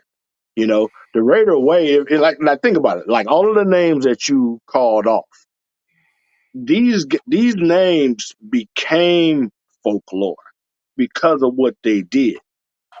I believe that because of the identity crisis with all of the movement and all the rest of the shit that we as fans have endured in this younger generation, because it's appalling for me. I'm a 51-year-old man, and I hear people, you know, 30 years old, 35, 40 years old, like, with the time has passed and the time is not like the time is when the time is. You got to have all your ducks in a row before you can start shooting them down. And we've been dealing with outside crap. We've been trying to exercise poltergeist from the house for a while, so we ain't had no true sleepovers. Now, with this whole Raider way thing, I believe that conversation in itself was created because of them trying to institute this whole Patriot way, which was really only a copy of Al Davis's model of how we ran football. Because the Patriots was sorry in the motherfucker when I was a kid, Yeah. But they was always end up in the damn AFC Championship or in the playoffs in some kind of way. So, they had their ups and downs or whatever. And let's not just crap on them. But my thing about it is we earned our name. The Ted Hendricks and the Ben Davidsons and the Jack Tatums, they wasn't just names we throwing around like we as fans because we trying to hold on to that old, success. We are set right now to create new legends. Right now, the only one they really recognize is Mad Max. And it's fair. The kid's done his dirt. But this kind of goes back to what my conversation is about Josh Jacobs. Because these guys have to be created. You have to give that plant enough time to germinate and truly become the tree that is meant to be. And through all of this free agency and, we need something else, like sitting at the drama, that idea didn't work, and throwing shit away. And we're doing that to our commodities. We're doing that to the real Raiders. Look at Danico Autry. That dude just made fucking 10 years? He probably one of the best defensive linemen in the game right now. And shit, we'll never get that commodity back. He's a free agent now. He's not worth it for us to go get it. But these are our guys. And we're not putting development time into them because we're busy chasing everybody else's fucking way, whatever the fuck that shit means. We Raiders, period. What Coach AP doing, like the Jermaine question, is he bringing back the Raider way? He already has. He brought back the Raider way when he stepped up to the challenge of taking over the interim coach. It was done then. It ain't nothing more Raider than that. Being in a locker room, I can only imagine what his day was like. And I'm sure, we got to get him on the podcast or something like that or whatever. I ain't selfish, Raider Nation was made to share. We a fucking family. Yeah. But I mean, think about the original Raider Nation. Think the real Raider Nation. Yeah. You know what I mean? And it's not to snub nobody. Oh, matter of fact, I saw you, Puppet. I'm shoot you a post, shoot you a holler after this. But dig, the Raider way, in essence, is real attitude. It's something that you can't portray from anybody. You need originals. You need somebody. That guy. I need that guy. That's exactly who King Al was. Who's that guy? I want that guy. You got to have these guys diagram. People going into these, like in the draft, it's not to poo-poo the quarterbacks and all the rest of that shit that's coming out.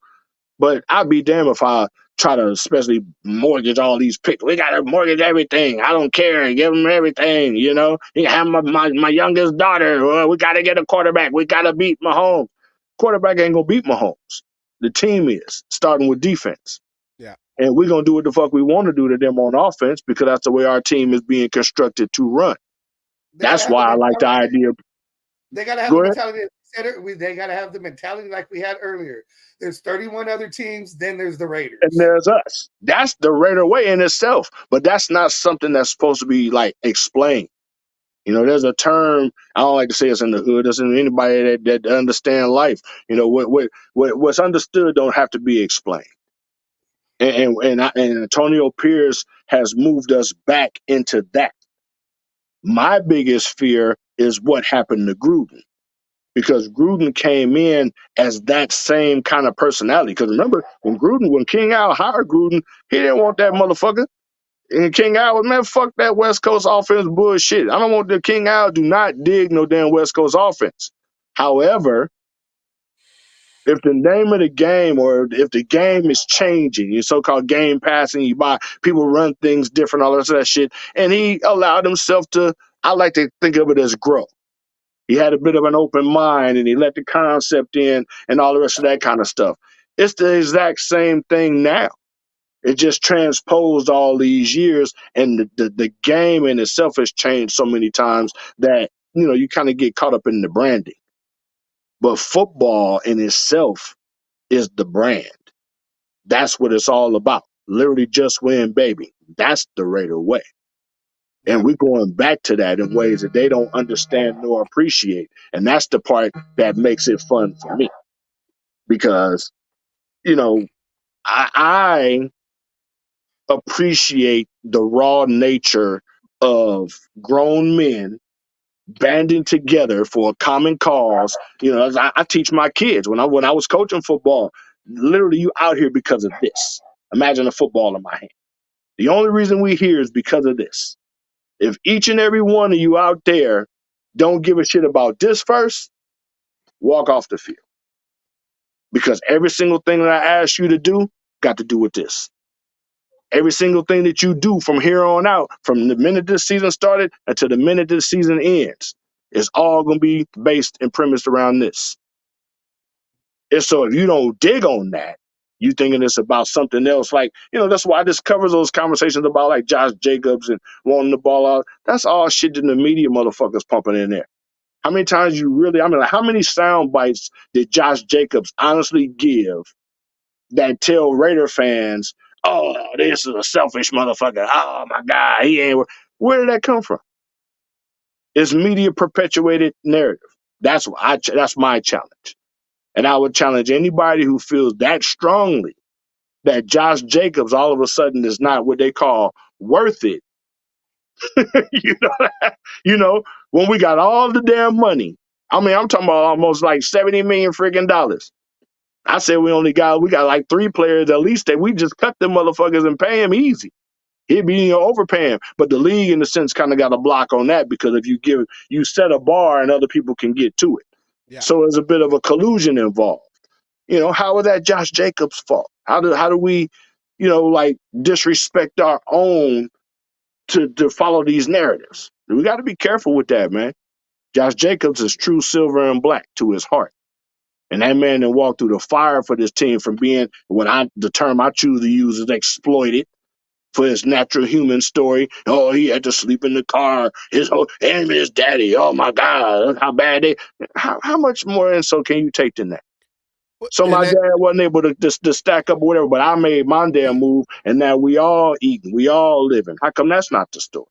And that's the same thing that they do with Max Crosby. He'll make like 3 sacks in a game.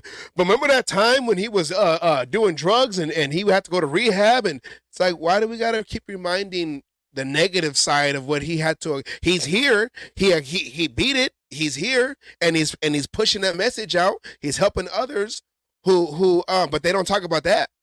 They don't talk about that. You know, right. Max Crosby's trying to help out anybody else who's having substance abuse issues or whatever. He's out there trying to help do that. But they're not doing it. They're not doing it to help anybody but themselves. Do you remember? These aren't even Raider fans. These are journalists and news people who are looking to make a job, hold a job. You know what I mean? That's the term you hear all the time. We're doing a good job. Just create content. Just keep talking. No dead air. But ultimately, If it's not, and this is my assertion, this is why I do what I do. I like to make sure that the human being that we're using for our fucking entertainment is truly appreciated. Because these guys that are Raiders, people throw around the term, oh, once a Raider, always a Raider. That's easy to fucking say. But it's like I recruited someone's kid. I adopt a child, and then all of a sudden, I don't like him anymore. Fucking Last Dragon. It's okay. I don't like it anymore. It's not that big a deal.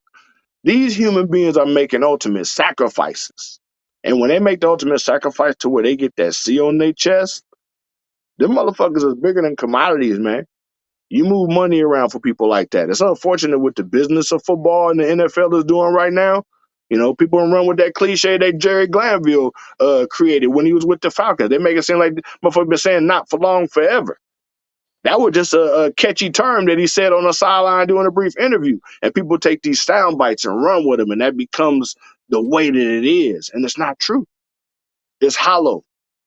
We as Raider fans, I believe, I'm putting my name on this, and as if that should mean anything, but I say I truly believe this. Coach Antonio Pierce, because of what he's doing in our organization as our new head coach, and the fervor at which he's doing it, I truly believe that he's going to have our team not only perennial playoff team, but like back in the Super Bowl, like within 2 years, doing what he's doing. We haven't even seen him take any shots yet. We haven't seen him like really gamble at anything. He's been cool, calculated. I've heard people taking shots at, oh, you got all these head coaches. There's going to be too many cooks in the kitchen. Well, matter of fact, we had that conversation. It's like that's easy for people to say. But the bottom line of that is the man who's hiring these guys in, the guy who asked them to come, did a Mark Davis. I know what I don't know. Yeah. And I know these guys know that. And I trust them to come in and make calls that I can't make. I trust them to watch my back and show me what, come game me up. Come lace my tennis shoes, as motherfuckers in the streets might call it. And to be man enough to take that with no pride, no animus, no malice, nothing, man. Coach AP is being a real man about shit right now. And people forget that to play real football, that's the key element. Because that's who your team is going to be. They call that identity. Yeah. Coach AP is the identity of our team. That's the Raider way. That's why King Al put Coach Madden in that spot when he was just a young linebackers coach, youngest coach in the NFL. He didn't give a shit about the number. Well, King Al did it in a sense because he was smart enough to realize that he was creating history there.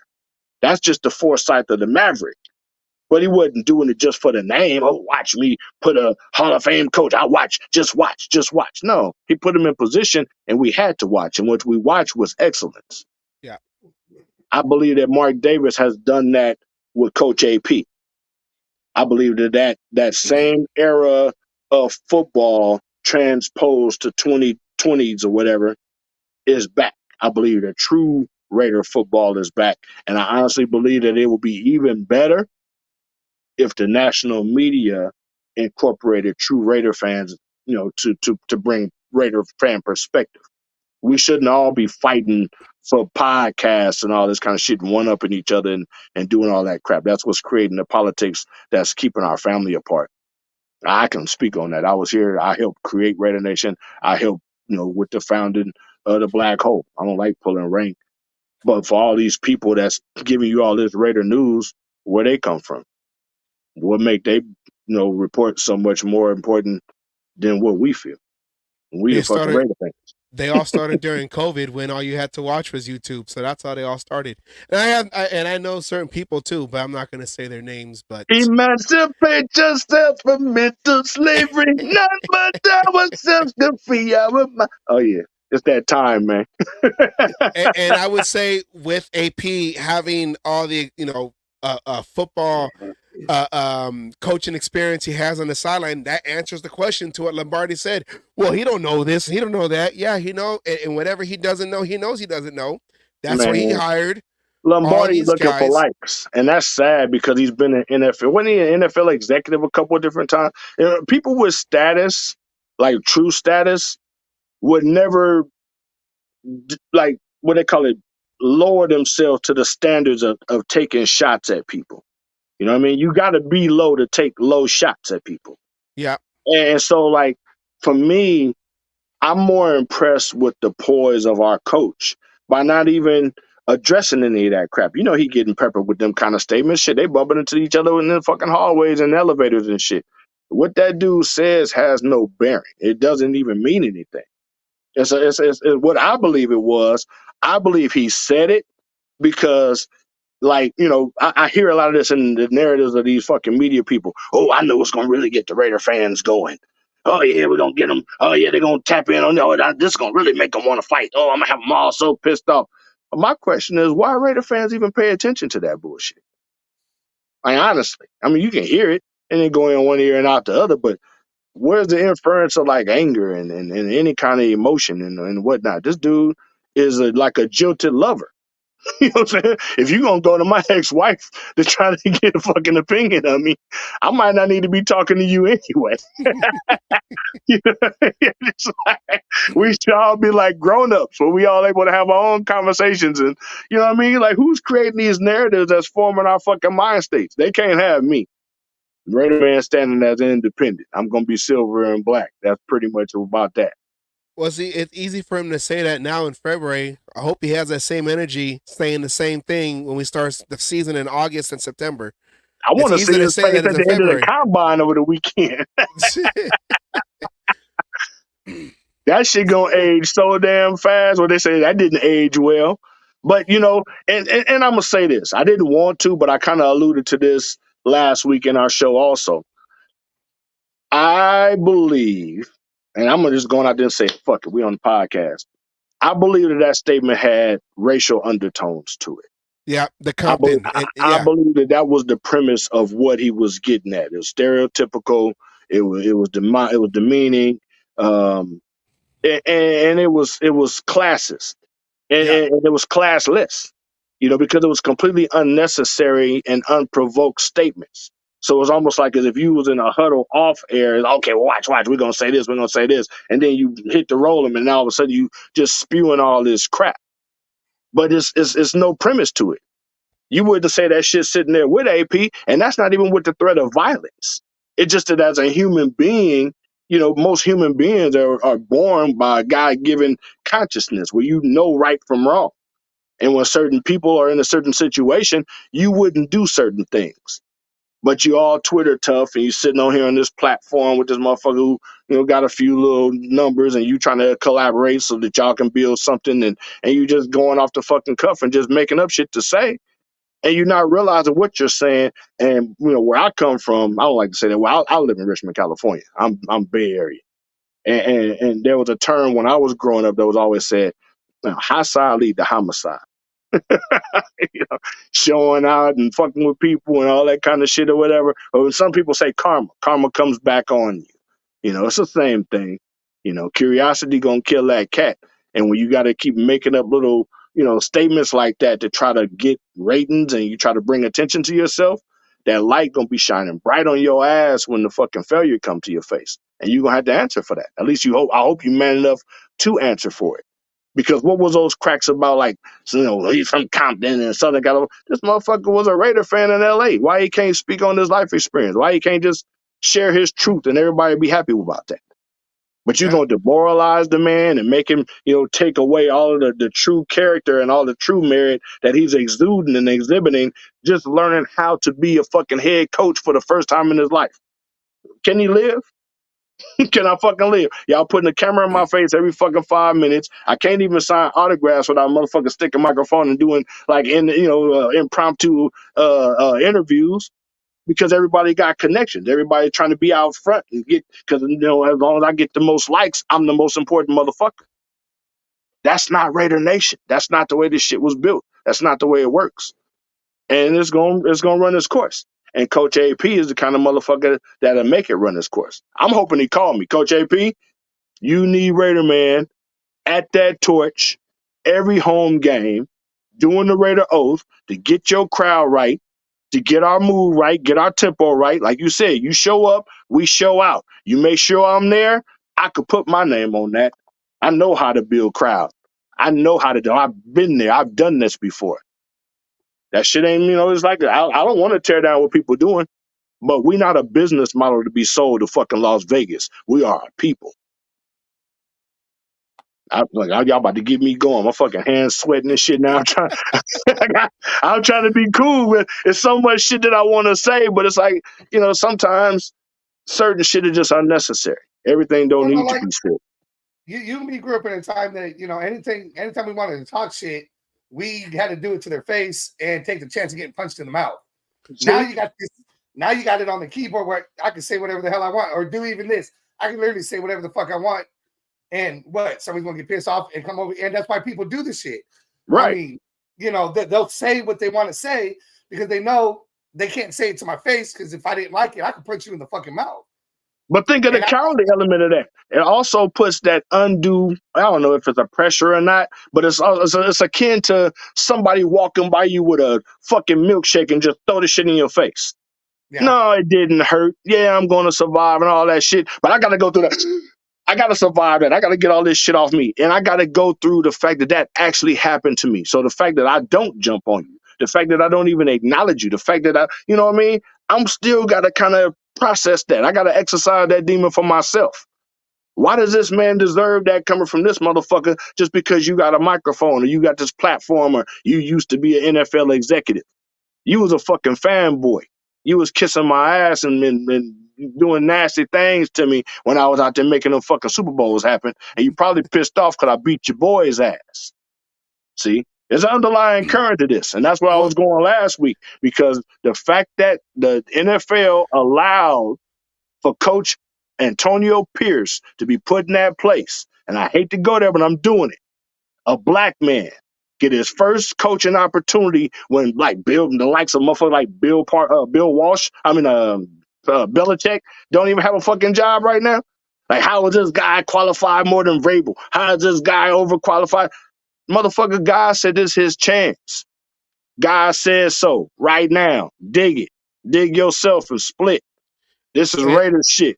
And that's the way it's supposed to be portrayed. And when we keep letting our media get co-opted by these motherfuckers that's not Raider fans, it come off as our coach.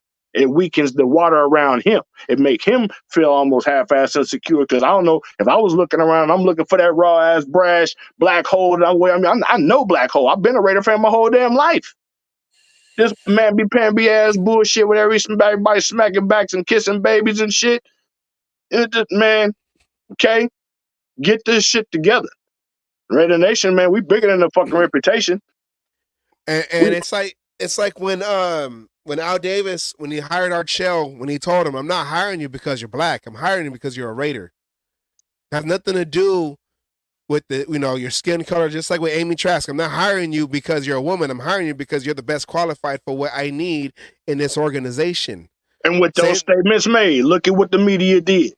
They tore down fucking Art. Oh, he's just a puppet for Al Davis. Look at him. He's not smart, all that bullshit. But right up before the hire, he was kissing. Oh, he's one of the greatest offensive linemen in the world. It's Mr. fucking Hall of Fame. Everybody, if anybody will have a gold jacket, it better be Art Shell. He's the number one offensive lineman. And then as soon as he get promoted as a black man in a place of position as a head coach, all of a sudden he Dexter Manley. And that happens because the Raider fans ain't out on front line truly defending ours. We busy picking up the narratives of these sorry motherfuckers and carrying them because it sounds well articulated. Fuck all that, man. This is Raider shit.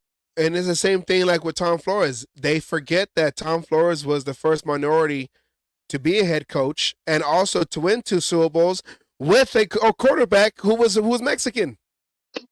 But they don't say that. They don't say what that. They did. That shit. They still don't respect Plunkett. Yeah. They still diminishing the judge to, oh, he was stuttering and all the rest of that bullshit. It's like, it's so many different elements of, I literally call them racial undertones. And for the Raiders, that covers our brown brothers as much as it covers our quote unquote Caucasian brothers. It's a Raider prejudice, period. You rocking that silver and black, we got to have this knife in your back. And until we band up and get together the way Raider Nation was created to be, until we go back to why we created the black hole in the fucking first place, this shit gonna keep, man, it's gonna keep running downhill until it's destroyed. Just dig on that for a minute. Hey, man, like I said, shit. What's understood don't need to be explained. I ain't about chasing clout and shit. I don't need to try to put nobody down to pump myself up. Oh, you know, fuck this person, fuck all that person. God bless each and every one of them individuals. But I guarantee you, if I was there, it'd be better because I know exactly what it takes because I helped do it. I know who the people are, you know. But they trying to make this shit up because they feel like they're selling it. They're what I call creating a new Raider Nation.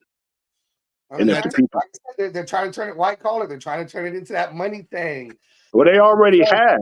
It's just that there's not enough resistance to make them stop it.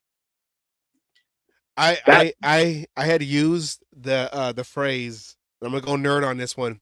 I had used the phrase. It's like Star Wars. Right now, it's all the clones, all the Clone Wars. It's all the clones, all the Jedi. Us, we're in different places, still trying to rebuild, take over. So all you see out there is all the clones, all these wannabes, you know. And I might have a personal vendetta versus a lot of a few of them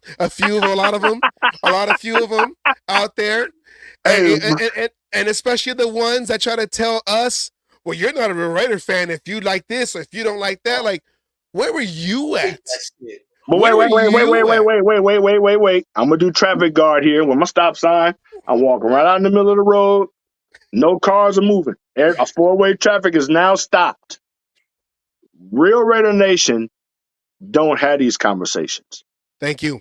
At what point in our existence did we ever start like qualifying ourselves by how long we've been a fan? I've been a fan since Frank U. Field. I've been a fan since 1957. I've heard motherfuckers say Raider Nation was created by Al Davis in 1963. like, listen. Rob Howard, 1995. Okay, we can keep this shit real simple. You know, we can keep this shit real simple. But think of this again, and I'm going to put this up against what the NFL is dealing with right now. All of the cast and characters being held at the gate just so happen to be the same melanated brands. And that's either ironic or intentional. However, it's true. And I don't think that until the people start dealing with this shit, especially us as Raider Nation, we're not like the other 31 fucking teams. There is no other nation. But you got people that's not even fucking real fans that'll walk up and say, there's only one nation. And because we so fucking weak and disjointed and so factioned off and divided, their comment is just as valid as any fucking other Raider fan there is right now. And that's pitiful. I think that's absolutely sad. However, God called me to wake up again today. And I'm not bending. This shit was created. They didn't make us. They can't break us. We are designed. We are developed. We are born to be a certain way. This is who we are, and damn it, this is who we're going to be. So either they're going to have to fess up and say, all right, we don't respect real Raider Nation. We don't respect real Black Hole. We're doing our own thing. They're going to have heat because they're never going to be able to get real Raider Nation to jive with this bullshit mamby-pamby ass program that they're trying to put on for Vegas. And Vegas is being robbed because they're not getting what's being sold to them. They want Raider Nation. It's not no fucking Ringling Brother and Barnum Bailey circus. It's Blue Man Group.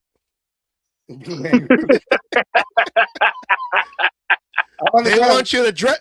They want you to dress up, but don't say nothing. Yeah, man. Shit, I'm fun. Don't even get me started. I go Cat Williams. We're gonna wait till we see the first Raider Nation in a fucking dress. I'll put it out there now. See who really take the bait and sell the fuck out, right? You know when you see the first Al Davis impersonator in a fucking dress. That'd be real cute. All Anything for ratings, right? I'm telling you, the way they doing this shit is opening up a Pandora's box because anybody with a little bit of creativity, some money to invest, and like a following influence, they can come over and take this shit over. That bothers me because I mean, shit, if you're just trying to make money, what's the price? You know, Coach AP saying that now, anything and everything is fucking for sale. But Yep. you know, at what point do you realize that your grandmother, your grandfather, your great great grands, you know, the ones that your heritage, your lineage, it has to be upheld for you to have a culture. And the culture We're of all Raider married. Nation is No. being killed. It's literally that they're letting us die. And you know, a lot of us, well, I'm not gonna die. I'm gonna be who I am. So when y'all do come to Vegas or whatever, y'all just find my party. It's gonna be real Raider shit where I'm at. But I'm not gonna spend my time chasing the fucking circus around being devalued myself. You know Yeah. what I mean? And crack the whip at me. You know what I mean? This motherfucker that disrespect you so bad nowadays, man. Motherfucker don't even feel like they gotta talk to you face to face. It ain't even like phone calls and shit now. Motherfuckers like really behind this shit is people that think that they are bigger than other motherfuckers because of the name. They Because ain't they never feel like been they've right. established themselves. And these They ain't never motherfuckers been ain't even Raider fans. But they're not even Raider fans. And the Raider fans are what's supporting these motherfuckers and putting them in that place. That's the sickening part of it to me. So, you know what I'm saying? Hey, Rob, let's reference the OG. Rob Howard been screaming this shit since Yeah. probably 1998. You know? And it's sad because it's just a conversation. You know, when you talk about humanity, you talking about real human beings, everything can be hashed out. Anything can be forgiven. Anything can be like a real conversation. But the people that want to own this don't respect other people. They see people as beneath them. And that's creating a dichotomy. And that's going to kill the brand. So, you know, I was called to help. Shit, Black Hole Rob called me specifically. Hey, Raider man, I need you to go to Vegas for me. Take the Raider oath. Hey, Raider man, E60 profiles is coming. I got 25 years on log. I took Mike Sugarman to the Black Hole for the first time, and I think that was 1990. No, that was 2000. I took Eyewitness News into the Black Hole. I did the Raider oath for the first time at my God, I forgot Ricky's at Ricky's Sports Bar Lounge, and Original Rickies.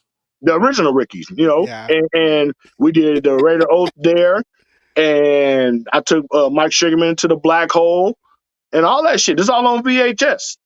This was all the way back, you know, 2000. I did that shit, and then a few months later, I got fucking shot in the chest. People came out to brought motherfuckers up to my damn hospital room or whatever. I kind of feel half-ass exploited like Josh Jacobs.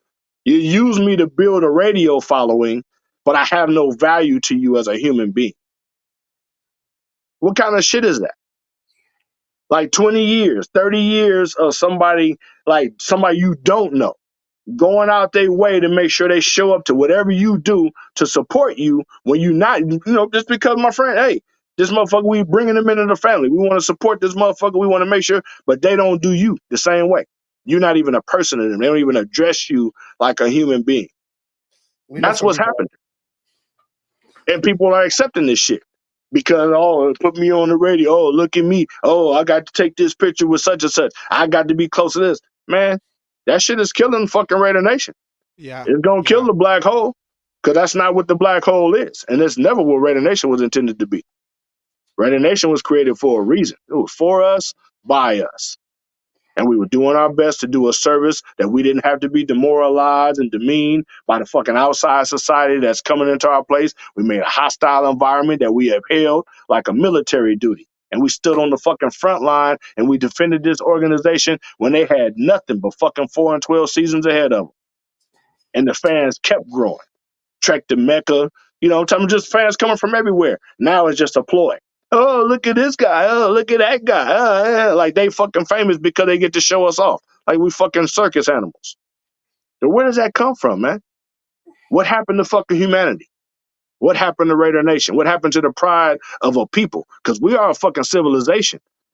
And there's a lot of great civilizations that's been destroyed by that same kind of fucking subversive ass, bullshit ass attitude. Espionage. The same way that Mark Davis got finessed into hiring fucking Josh McDaniels. Because you got fucking non-Raider fans chiming in, talking all they bullshit. Everybody got a fucking platform. Everybody got a fucking podcast. Oh, look at me. I'm taking a picture with this person. I'm more important than you. I got more likes. I got all the follows. I can dig it.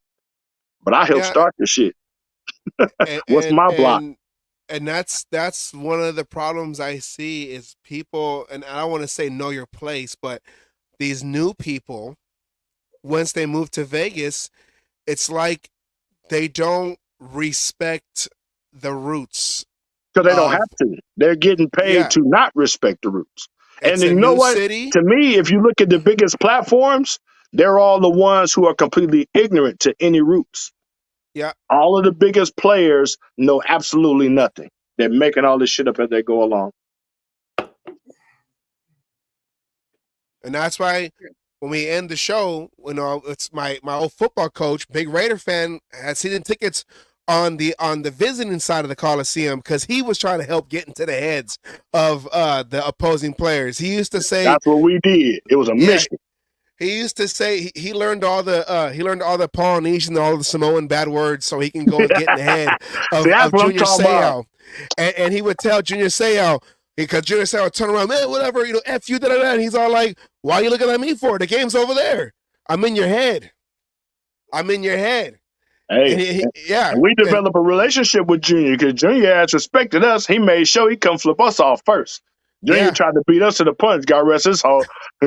Junior made sure, hey, where the black hole at? I'm going right there to you. I'm going to be 3 feet away. I'm giving y'all a double bird. I'm looking you right in the eye. He used to literally look us right in the eye, one at a time. I respect the fuck out of Junior Seau, God rest his soul, man. Junior was the dude. What happened was when the Raiders moved to Vegas, all the original Raider Nation, original Black Hole, we got priced out. They don't want us there. They're doing that shit on purpose. But that's my rub with using us to sell the product. Because you're selling us. You're using us as if we're your fucking commodity. And then we, like, okay, I'm gonna go to the party myself. Oh yeah, I'm sorry, we don't like a lot of people around. they had used the term riffraff. Oh yeah, I've heard it. I've heard a lot of the terms I won't even use, even though it's a podcast. It might get you some ratings. I mean, even Asylum here, Asylum had 2 seats. He had 2 seats in Oakland. It's hard for him to get to Vegas. You know what the saddest part about that shit is? And you just touched it, so I'm going to just consider the scab scraped off. The saddest part about what's being communicated right now, in my impression, is that there's a class society being created. So you have people that's not even Raider fans that'll say, well, I'm a season ticket holder, so my opinion matters. It's almost like this entitled like a slave master. I'm paying your salaries. I tell you, my opinion means something because I'm a season ticket holder and all that. You're a fucking fan. Just because you pay a certain amount don't entitle you to shit. You entitles you to your fucking seat. That's it. And, to be a fan, like, this is what I always challenge, the OGs, like Violator, and I'm blessed to be able to say, when he came up here and started doing the migration, from when we had to go from LA coming up here to Oakland, I was lucky enough to be able to hang out with him a couple different times, like in his spot in the Coliseum. Cause I'm sneaking in the fucking games, you know what I'm saying? I ain't never been no damn season ticket holder. I became Raider man this way though. I brought passion. And just like what Rob's saying, the E60 profile thing, it was a lot of people in that section who didn't dig all that energy, who didn't, they didn't want to be a part of that atmosphere. And they started moving out. We ushered the motherfucker out there. We're trying to watch the game. Can you please sit down? It was a lot rougher than that. I'm telling you, it was a transition. And I challenge anybody that's watched the E60 profile or you've seen it already. If you watch that spot in that clip in that documentary, and when Rob says people started moving out and other people started moving in, Look into the crowd and see what one difference is different about that atmosphere. It's wearing a number 19. He didn't have a seat, so I was like, I'm standing up in this, like I'm floating on people. And what people didn't realize was I was standing on the backs of other people's seats because it was already packed in the black hole. There's nowhere for you to go. Yeah. So I developed this walk. I would walk on the back of the seats and position myself. And the paratroopers, the brothers, God bless y'all hearts, I forgot their names, but they used to hold me up by my belt buckle right in the middle of the back of my pants, like I was a sign. And I'm up there just giving the stadium the business. I remember we had Rob and them, somebody that came up with this like foghorn, a loud ass horn or whatever. And this was before 9/11. This is when we can take the dummy in. They gave me the horn because I was the big lungs. I don't know. God gave me a raw ass lung capacity. I started doing the Raiders scream. You can even see that, huh? You say it with your chest. My whole fucking diaphragm, and that's like, see, and that's really saying something coming from you too, because think about this. I'm full throat, standing on my chest, lungs, all this shit. When I got shot, the bullet went, like, I got shot right here in the chest. So the bullet went in front and back of my right lung, popped my lung like a fucking balloon, and somehow got like severed my liver and got stuck in my back, kind of shit. And at first they would, this bullet gonna kill you. Your body been through too much trauma. So the bullet stayed in me for weeks, about 2.5 weeks. I had to talk a motherfucker into cutting the motherfucker out of me. And then we had the game the next week because I didn't want the bullet in me again for the next game because the cold. I don't know, I'm getting off tangent. But the point about it is the sacrifice of each of us as Raider fans. My testimony is mine. I pray to God don't nobody else have a testimony like that. We don't need motherfuckers getting shot in the chest. But there's a lot of people that's been through so many ups and downs, lost marriages, lost houses, lost vehicles, bad deals, fucking bogus tickets, got robbed with that fucking PSL thing. It's a whole lot of different, it's a lot of different layers to being a Raider fan. And for people that didn't even have to suffer any of that, you just come in, you usher yourself in, you get all these jobs, start throwing money around, and all of the terms we created. Hey, yeah, brother, we're ready. I'm just like, everything just mimic the way you talk. Just pick up your vernacular and just start talking like you, and then you fucking replaced. And that's like so identifying of this society right now. What the fuck is going on with America? And if Raider Nation can stand by and allow our brand to be co-opted like that, like, come on, man. Like, for real. It's time to stand the fuck up. Raider Nation, Black Hole, whoever the fuck you are. I ain't trying to incite nobody's fucking riots. I still respect everybody, still love everybody. But we can't stop treating each other like people, man. We can't keep going forward with this. I don't need to talk to you. I don't have to return your fucking phone calls and whatever. You got sidebar conversations, special relationships and shit starting to being built. All of a sudden you get motherfuckers starting to claim, motherfuckers in the crowd. Like, that's subversive shit. Like the divide and conquer shit. And it's happening right out in the fucking open. And the people that you look at that's like part of this family, like, oh man, we fellowship for so many years. And, we talk to each other, we friends, we got each other numbers, we talk to each other and all this kind of shit. But then this shit is happening. And you don't say shit about it, you don't do shit about it. And in fact, you support it. I'm just calling out for a time where humanity stand the fuck up, because it's going to be what it is regardless. I ain't changing. I just hate to be on opposing sides when I ain't never changed the side. Like Popeye said, I am what I am. And that's why we created. I am a Raider fan. We might be a small little podcast right now, but we created a platform for original Raider fans, and I'm not to diminish the new ones. I'm just saying is the ones that can teach the history, because there's the Raider team and then there's the Raider fans, because we come together. Yep. What the fans are made because of the players, and the players understand the real. I don't want to say the real fans. I'm sounding like the other ones. Yeah. The originals, like they understand the There's a reverence. There's a respect. Yeah. They know who we are, and they play, with our attitude the same way as we we embrace their attitude. It's like hand in hand. It's like the infinity sign. It's like you ask any of the players who played for the Raiders.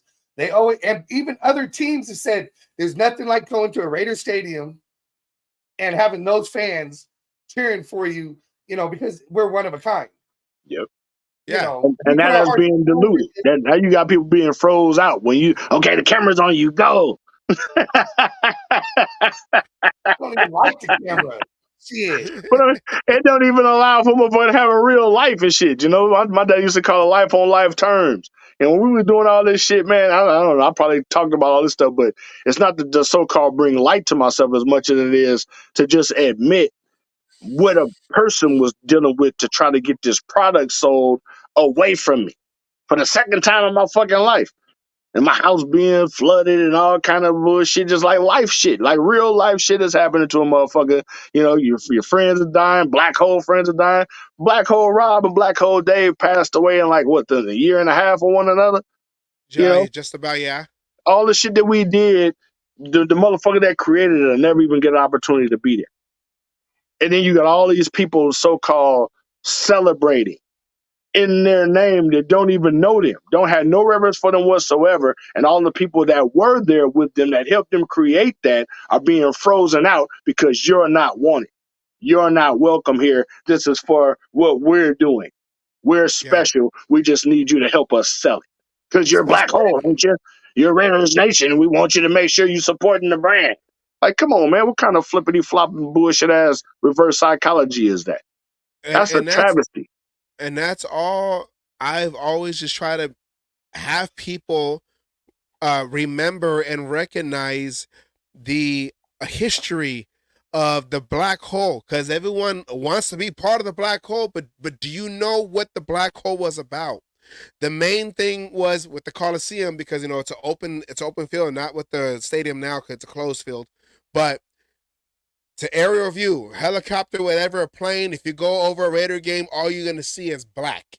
We're black. For when the opposing team comes in, it's like they're getting sucked into that black hole and never to be seen again. That's what the attitude was supposed to be. And there's a two-part to that. There's a two-part of that not a lot of people know.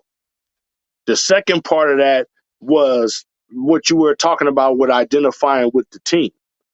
Is putting ourselves in the exact same position as the team. If our team is going to be out here sweating and all that black shit, they out there hot and getting the sun beating down on them, we taking some of that heat. Yeah. We going into this fucking game with you. We are matching you with your energy. We matching you with your uniform. The only thing we can't do is get down on the field with you, but damn it, we're going to make you feel like we are. And that's the one thing too, is even though we went through so many, like you said, 4-12 and the 2-14 and all them seasons, the Coliseum was always sold out. Now I used to have a term I used to always say, motherfucker, oh, your game is blacked out. The game is never blacked out to the motherfucker that's at the game. Yeah, and see, it was blacked out in a whole different way. Right, it's blacked out the right way. Well, see, here's another thing that people forgot.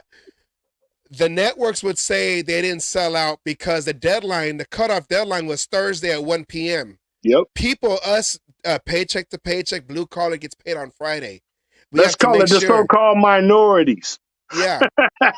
And we had to make sure that our other bills are paid and everything, make sure everything's good, that we can purchase that ticket. The games are never not sold out. The games are always full. It's just that the networks, it's 1 p.m. on a Thursday. You know what? It's not sold out. It didn't make capacity. Okay, yeah, it's blacked out. Put the Niner game on. But them dumbasses, man, by 8 o'clock Thursday night, we already lining up for the fucking game on Sunday. So, come on, man. And shouts out to Grizz, God rest his soul. When I went over there, I was beer man at the Coliseum for a couple of years. And, when I went in there to go and reset, when I'm coming out of the Coliseum, when I get all my beer and shit packed in there, I would go out and go take a couple of shots with Grizz. He'd be out there posted up on 66, getting a little grill going and shit, little kind of finger food for people that want to just come and pass by and have a little fellowship. But people don't understand that. The black hole was created to be in like an extension of the community to the team. 66 Mob was already doing that thing. Grizz had his model, and they were different.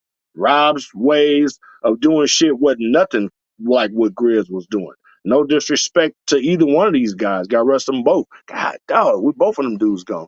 But And my Raider point Dave. about it is, And Dave. all of that respect, all of that history has to be preserved. It has to be like the story has to be told the right way, because it's really about the next generation of Raider Nation. That's a term that I created. I created that term a couple of years ago. I'm seeing it being used loosely now. You know, everything you do is just being co-opted. They just take it. Oh, this is how they talk. Oh, this is what they do. This is what they say. It's coming from somewhere. It's coming from somebody. Why isn't their value ascribed to the source? I think it's because of this. Because they're scared. And that's the sad part, because you're not scared to exploit me. You're Yeah. not scared to use me. You're not scared to appropriate me, but I'm just not worth what it takes to be used.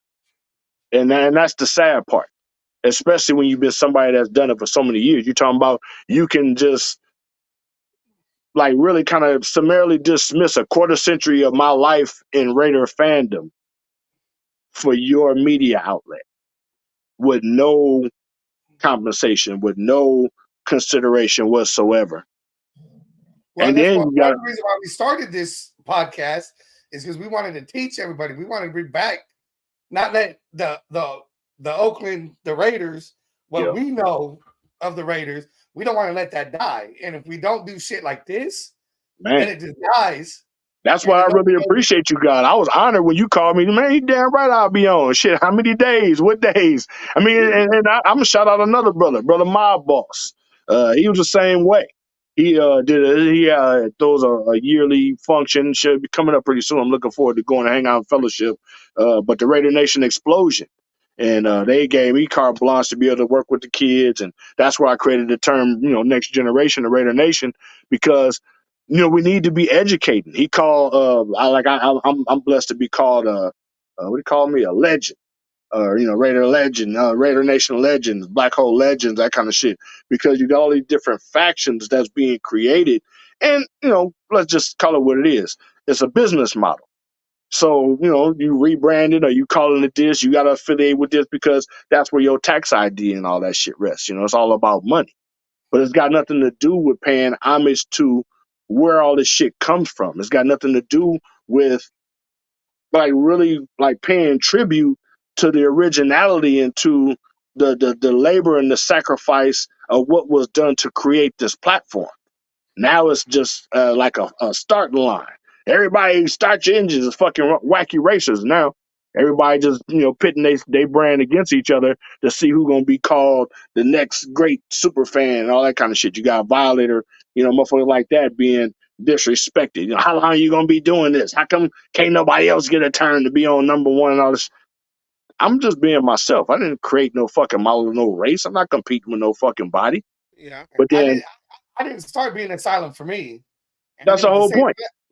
Like you said, I did it for other people's experiences because it makes their tailgates, being at the game, being able to make TV just because the camera was fucking on me, pan to you, and they're there, so they get to be on TV, which may never get another chance. Or even like we said, it took me so long to come up with my persona because I had respect for anybody else. If somebody else had it, originality, I didn't want to take away from all the work that they did. Real talk.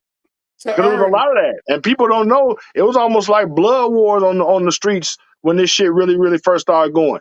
When the media started pulling us apart. Matter of fact, I'm gonna have to forward you. I was blessed to be able to give a speech, if you will. I spoke at Raider Nation Explosion 3.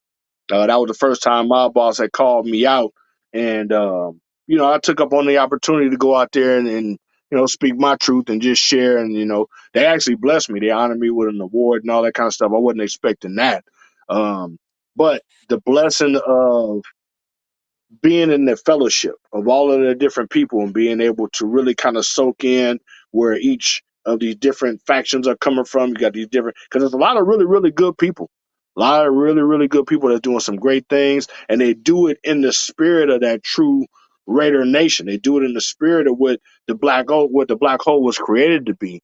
Unfortunately, there's a lot of prehistory that created factions that kind of hold people from doing what they feel.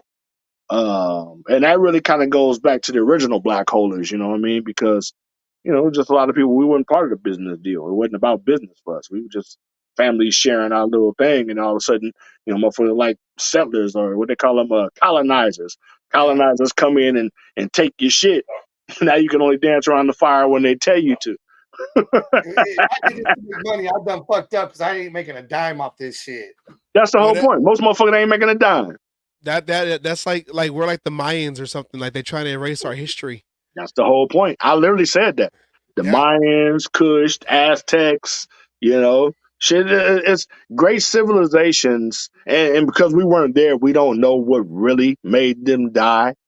But my assertion, my theory, is every situation was killed by subversion.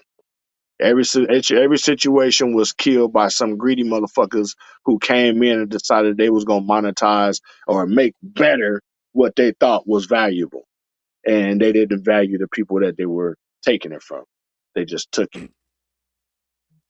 Yeah, and the real, and I'm gonna use the term, the real Raider Nation was like Al Davis. We do a lot, not for show. We do a lot because you needed help, or you needed help, or you needed help. I'm gonna be there for you. I'm not doing it to be like, hey, look at, I'm helping this person. Look, I'm helping this person over here because Raider Nation, I'm helping it. It wasn't like that. It wasn't like that. Saddest thing in the world, speaking of that, Sam, the saddest thing in the world in my mind's eye is pitting organizations against each other like a race to see who's helping each other more. You're gonna make motherfuckers compete to who has the biggest heart. Everybody should be able to help to their maximum capacity. And all of those venues, that's what I'm creating. Anybody try to steal my shit or whatever, just know it was here first.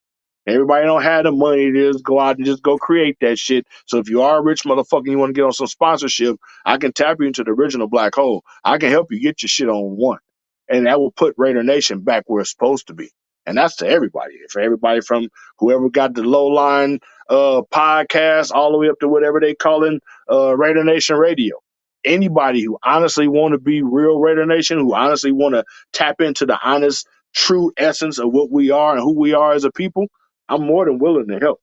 I can do that. I never wanted to be in a position where I'm trying to compete for somebody's fucking popularity. Oh, nobody watches the truth because I don't have enough likes. Whatever. I just started using all this bullshit a few years ago, and that was only because you kind of have to. But now, oh yeah. They're just forcing the hand. But just because you're smart in business don't make you authentic. Just because you got, a bunch of fucking shit on don't mean you got class. And, it's like until the people, whoever the people are, because I don't want to single anyone out. Raider Nation is a fellowship. And until people truly like dig on that fellowship and respect it and hold and honor that brand to what it was created to be, you're part of the problem. King Al gave Rob Howard literally permission. Gave, like it was a discussion. This is what we get to do, and this is this is this, and you can represent blah blah blah blah blah. And I took what he put out like a directive.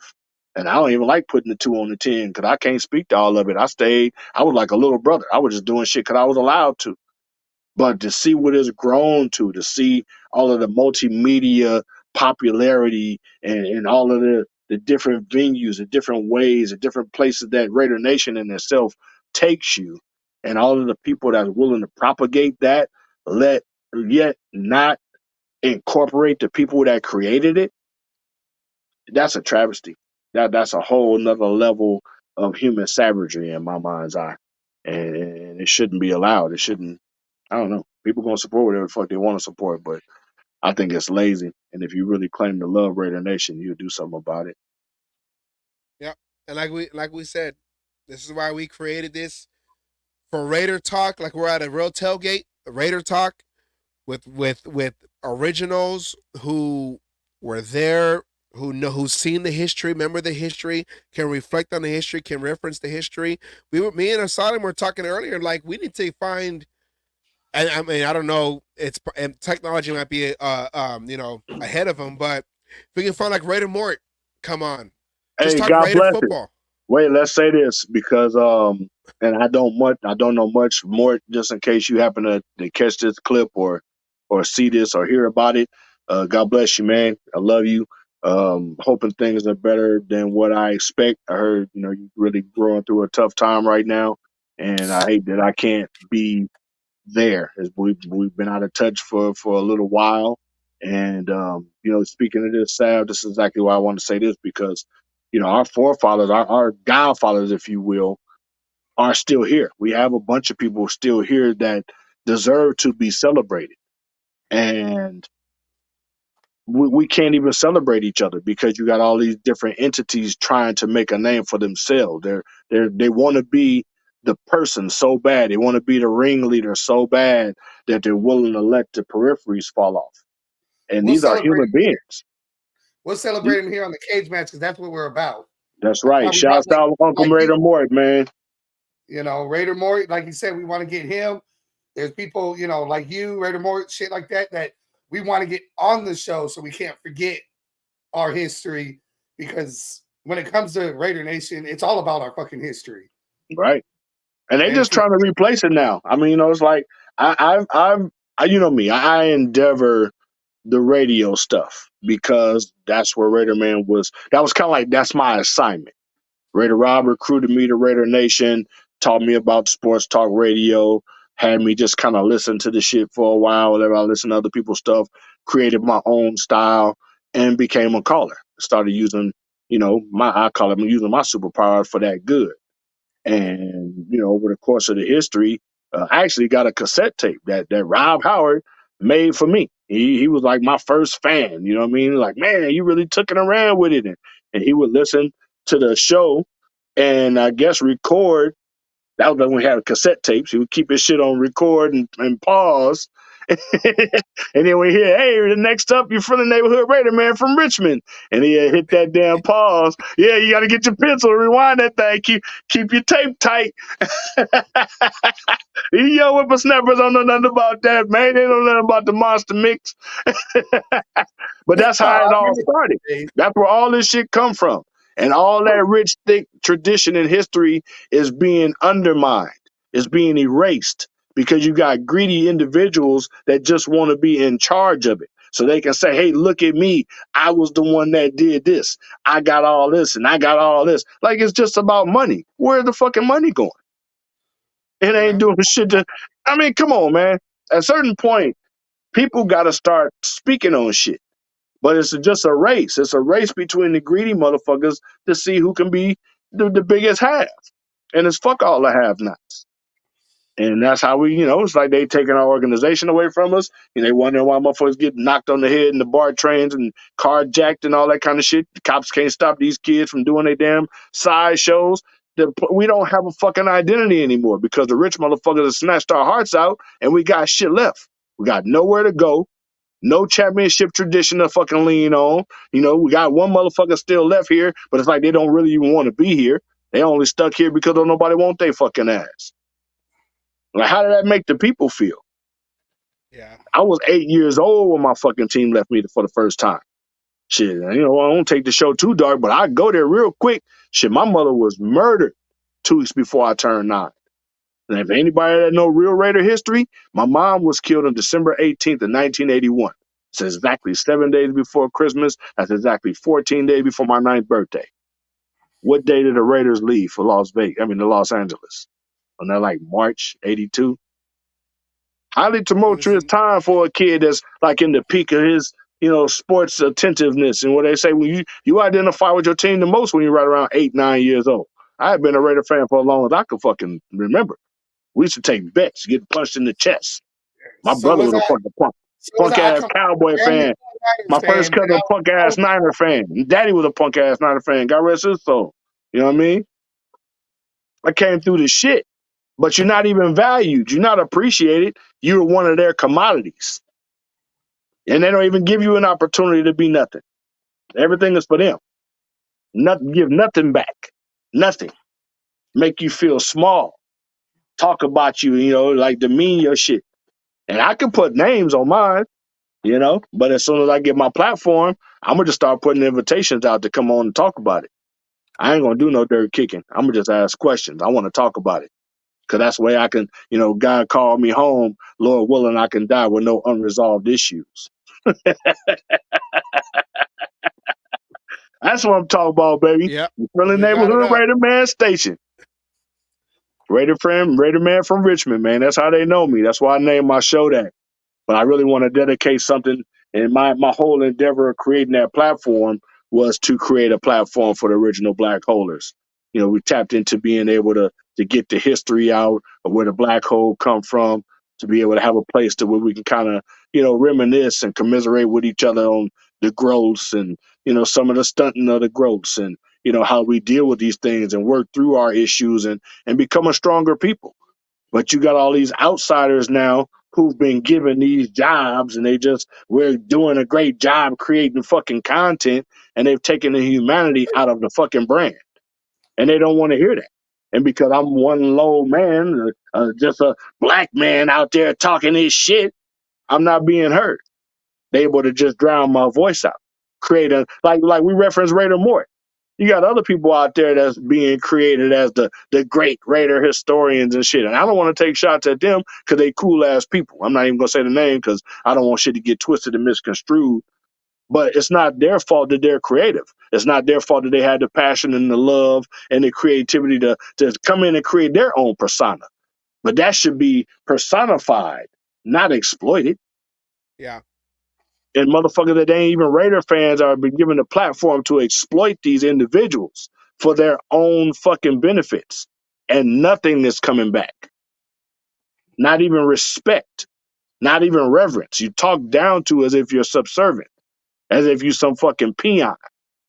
I've seen people like mentally half-ass destroyed by the way like they talk to the callers like on the air, and then they get you off air and then give you little trinkets and all that kind of shit. It's like what we was dealing with, in fucking 2000 when we was, they keep bringing in a new radio show every fucking 2 years. I got cassette tapes from Ron and Don's show. Ticket 1050. Yeah, remember that shit? I took over the Ticket 1050. That was the first time they tried to punk me. Oh, Raider man, you think you can do this? That's what that cracked me up, man. These motherfuckers think there's some shit that motherfucker can't do. Rob Howard saw talent in me and appointed me to that shit, and I just ran with it. Because obviously I'm a natural. That's what I do. But I also applied myself. I enrolled myself in Fremont Broadcast in school. Now, life on life terms, I wasn't getting opportunities. And unfortunately, my shit at home wasn't up to snuff. I can't be a man and not be taking care of my business at home while I'm out trying to chase the persona of being fucking Raider man. So I made a choice. And I was there for my kids, and I got great relationships with all my kids. And unfortunately, my marriage didn't last, but just imagine if I had the support and the backing and a platform where I can legitimize my Raider man to my wife and my kids at home, and then they become part of the process. Raider man's family is is held down. But instead, nah, fuck that dude. He's just a caller. I'm a 30-year caller. I got the best caller award from 2000 hanging on my fucking wall. Give me another plaque. Give it to me posthumously when I die. Raider man was a Hall of Fame caller. We just want to pay our respects to his dead black ass. Like, come on, man, where are we going with this? There's no fucking respect.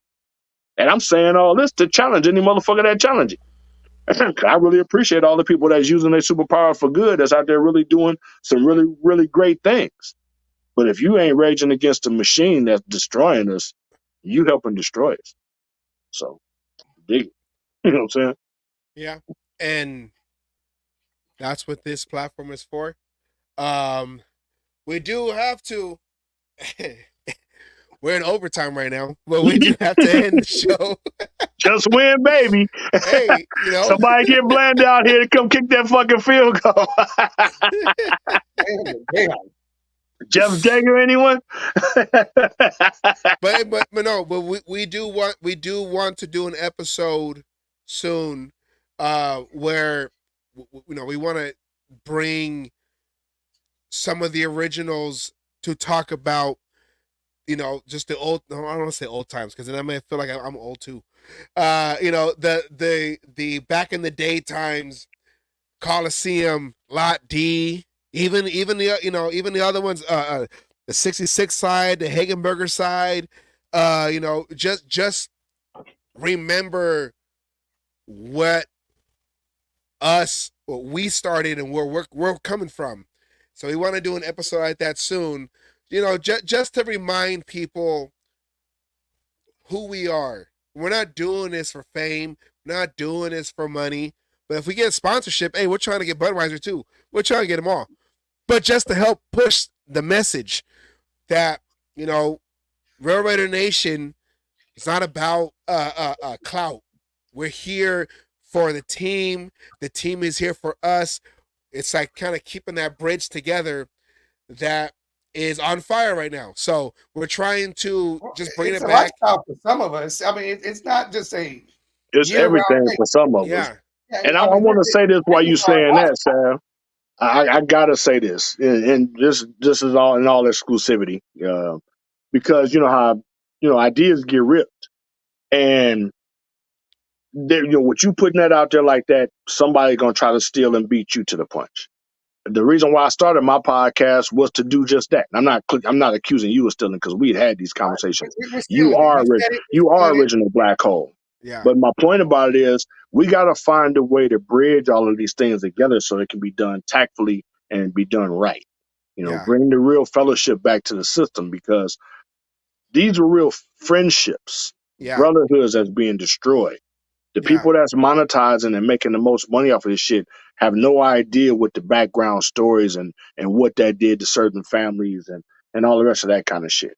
And it's easy to keep pushing this thing forward and just keep doing it because it feels good when you're just making money. But if the principal don't get it put before the principal, we all going to be stuck in detention. If that make any sense whatsoever.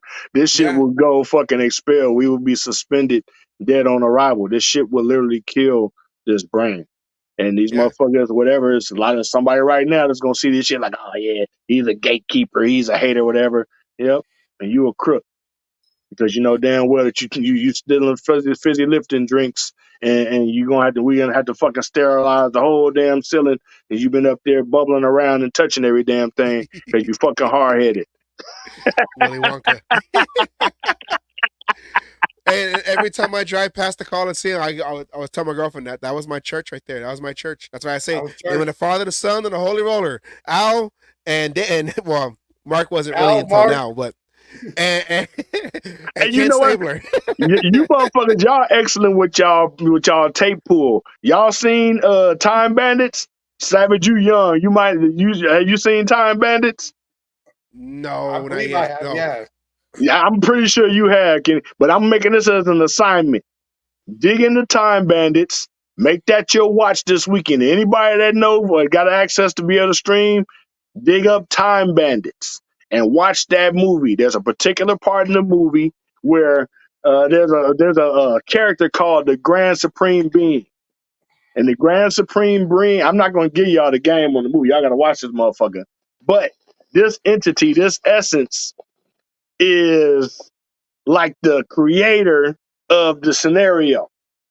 And these little motherfuckers, basically like little pirates, they get this notion that they gonna steal one of the time travel maps to go and run around and gallivant all over time and space to go do whatever they want to do.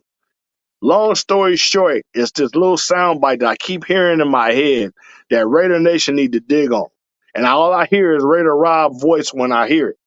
And the dude is floating down this hallway chasing these motherfuckers, and he's screaming, "Give back the map. Give me back what you have stolen from me." And that's all I hear, man. Give back, Raider Nation. Give back what you stolen. Because it don't take for anybody to get moved. There's a lot of great professionals that do what the fuck they do, and I don't want their job. I don't want to have nothing to do with trying to supplant anybody. But I'm calling out for anybody that's got a heart that really truly want to see Raider Nation thrive and not want to just see it like built for all of its money nutrients and then extricated in 5-10 years. If they really want to see the culture regerminate and they want to see this brand grow, understand that this shit came from somewhere and start respecting that. Get the power back to the people. Got to give the people what they want. You know what I'm saying? The sell pictures and all that shit. There's going to be plenty of people in Vegas for money. Yeah. But is that really what you want? Do you really want the Raiders to become that novelty fucking team with somebody in the airport with a pamphlet and drink specials and all that shit? All you hear, by the way, there's 2 Raider tickets. Why don't you see if we can stop by on Sunday? Remember to wear black. Like, get the fuck out of here, man. Shit, that's the only color I wear. And that's why, you know, I'm afraid, and I hope it doesn't happen. It's turning to that. It's turning. I hope we don't sell our soul just because we're in Vegas. It's turning. It's turning. And that's why. And shows like this, and there's people out there. I mean, you keep hearing it. I've been on multiple other shows in the comments. We forgot our history. We do that. Then come watch my show because you know what? It's people like us that's going to keep the history going. And I tell motherfuckers this. I hear people with this comment all the time. Man, I go to Vegas and I scream Raiders and don't nobody even really scream it back. I'm going out there on this limb again because I want somebody to hear me. That's because the motherfucker that started it ain't there doing it. When I get to Vegas, because my wife trying to put me out, that's what we call it. She put my ass out. And when I go get boots on the ground over there and get my spot, I already got some ideas I want to do. I don't want no cheaters to be able to get on my ideas. So I'm not going to share right here. But I'm telling you, keep it posted because Raider Man got some serious, super duper exclusive shit that's finna go down as soon as I get over there to the desert. This shit finna get real. Yeah, and that's why when we end this show, we always end with Raider Milk. To me, he's Coach Wallace. The message that he says is you Raiders need to know your history, where you come from and where you at. So he says know your fucking history. I know, but my sister's watching. I can't say that. So you say it in silence. Let's say it together. 1, 2, 3. Know your fucking history. Well, just like when you walk down the halls and hear Raiders. Hey, I still go to empty A's games to say Raiders one more time in the Coliseum, and then you know what happens? Down the hallway, you hear.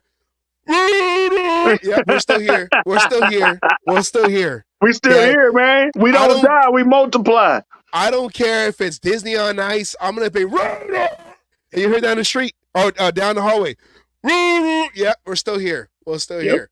So everybody go back and watch your E60 profiles, the Black Hole edition. I'm going to shoot this video over of me doing my speech at the Raider Nation Explosion 3 to kind of detail the history and chronicle the history of the true Black Hole, of the original Black Hole and the original Raider Nation. And all we can do is just keep getting the word out, man. Just keep the awareness out there. I'm doing my best not to back off. It get pretty discouraging, but I done walked through bigger fires than this. They're going to have to deal with this. You get it to us, we'll cut it up and get it on the show. Beautiful. We'll play it just for you. It's on the way. It's on the way. It's like 11 minutes. It's a whole break. It's okay. We got permission. We won't get down for those 11 minutes. I posted it up and shit. And they took my shit down off one platform. It wasn't even up there 5 minutes. But I reposted the video. That was okay. I guess what I said with the video wasn't. There wasn't no cuss words. There wasn't no profanity. I didn't use no nudity. I must have been telling the truth. Maybe because you didn't use. Maybe because you didn't use nudity. You know, you got to be an Instagram model. Yeah. You know, I don't like shooting out haphazard pictures of my wiener. Raider Man OnlyFans. All right, Raider Man's OnlyFans. I like it. With that, we got to end the show because I'm way past dinner right now. But like we said, we always end the show with the same message, and because we got to remind everybody to know your history. So we always end this show. Well, first we want to thank Peggy Holmes for her perspective on the first hour, Shouts and out, always, Peggy. It's always we're always I can't think of words right now. we're always honored to have Peggy Holmes every other Wednesday. And of course, Raider Man, an original from the Mecca that Violator says, the Violator calls Oakland, the Mecca, the original, from the original ground. Raider Man, I appreciate you coming on last week, and we appreciate you coming on this week. And you're always welcome on the show, of course, because we have you doing the Raider Oath to remind people who was the Raider Oath with not only the audio, but the visual, so they can remember. I have you in like 3 different videos doing the oath. That one with Marquette King, the one against the Chargers when they beat the Chargers to go to the playoffs. Right, I have with that the one. kid, yeah. Yeah, and I have I have the one when in Oakland when the young boy in the with the Make a Wish. Oh yeah. Yeah, when I gave him my belt. That's right. I remember that one. That was big. His name was Elijah. Elijah. That's big stuff. Rest man. in peace, Elijah. Yeah, I always God remember bless. his name. So but with that, we always end every show like we always do with a message from Raider Milt, aka to me, Coach Wallace. Rest in peace, Coach Wallace. Want to thank everybody who stayed on.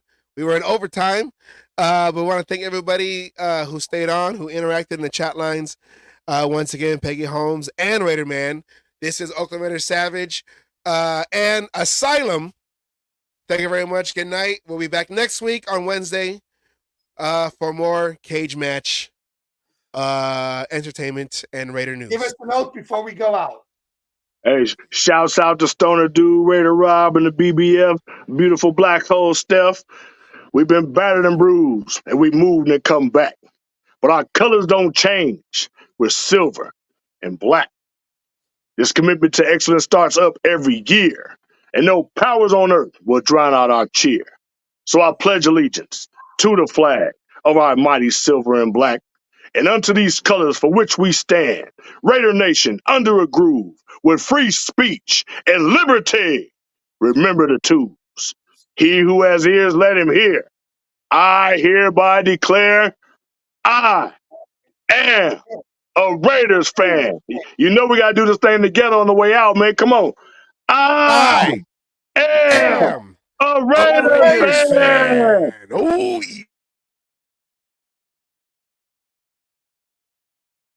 All you other NFL teams, your tailgates are weak. Your teams are weak. We might be down right now, but it doesn't take away the history. And all you Raiders out there need to know your fucking history of who the fuck you playing for and where the fuck you're playing. Damn it. Oh, and by the way, I won my last cage fight. Again, I'm still undefeated. And you NFL motherfuckers out there that you think you want some, come on and get some anytime.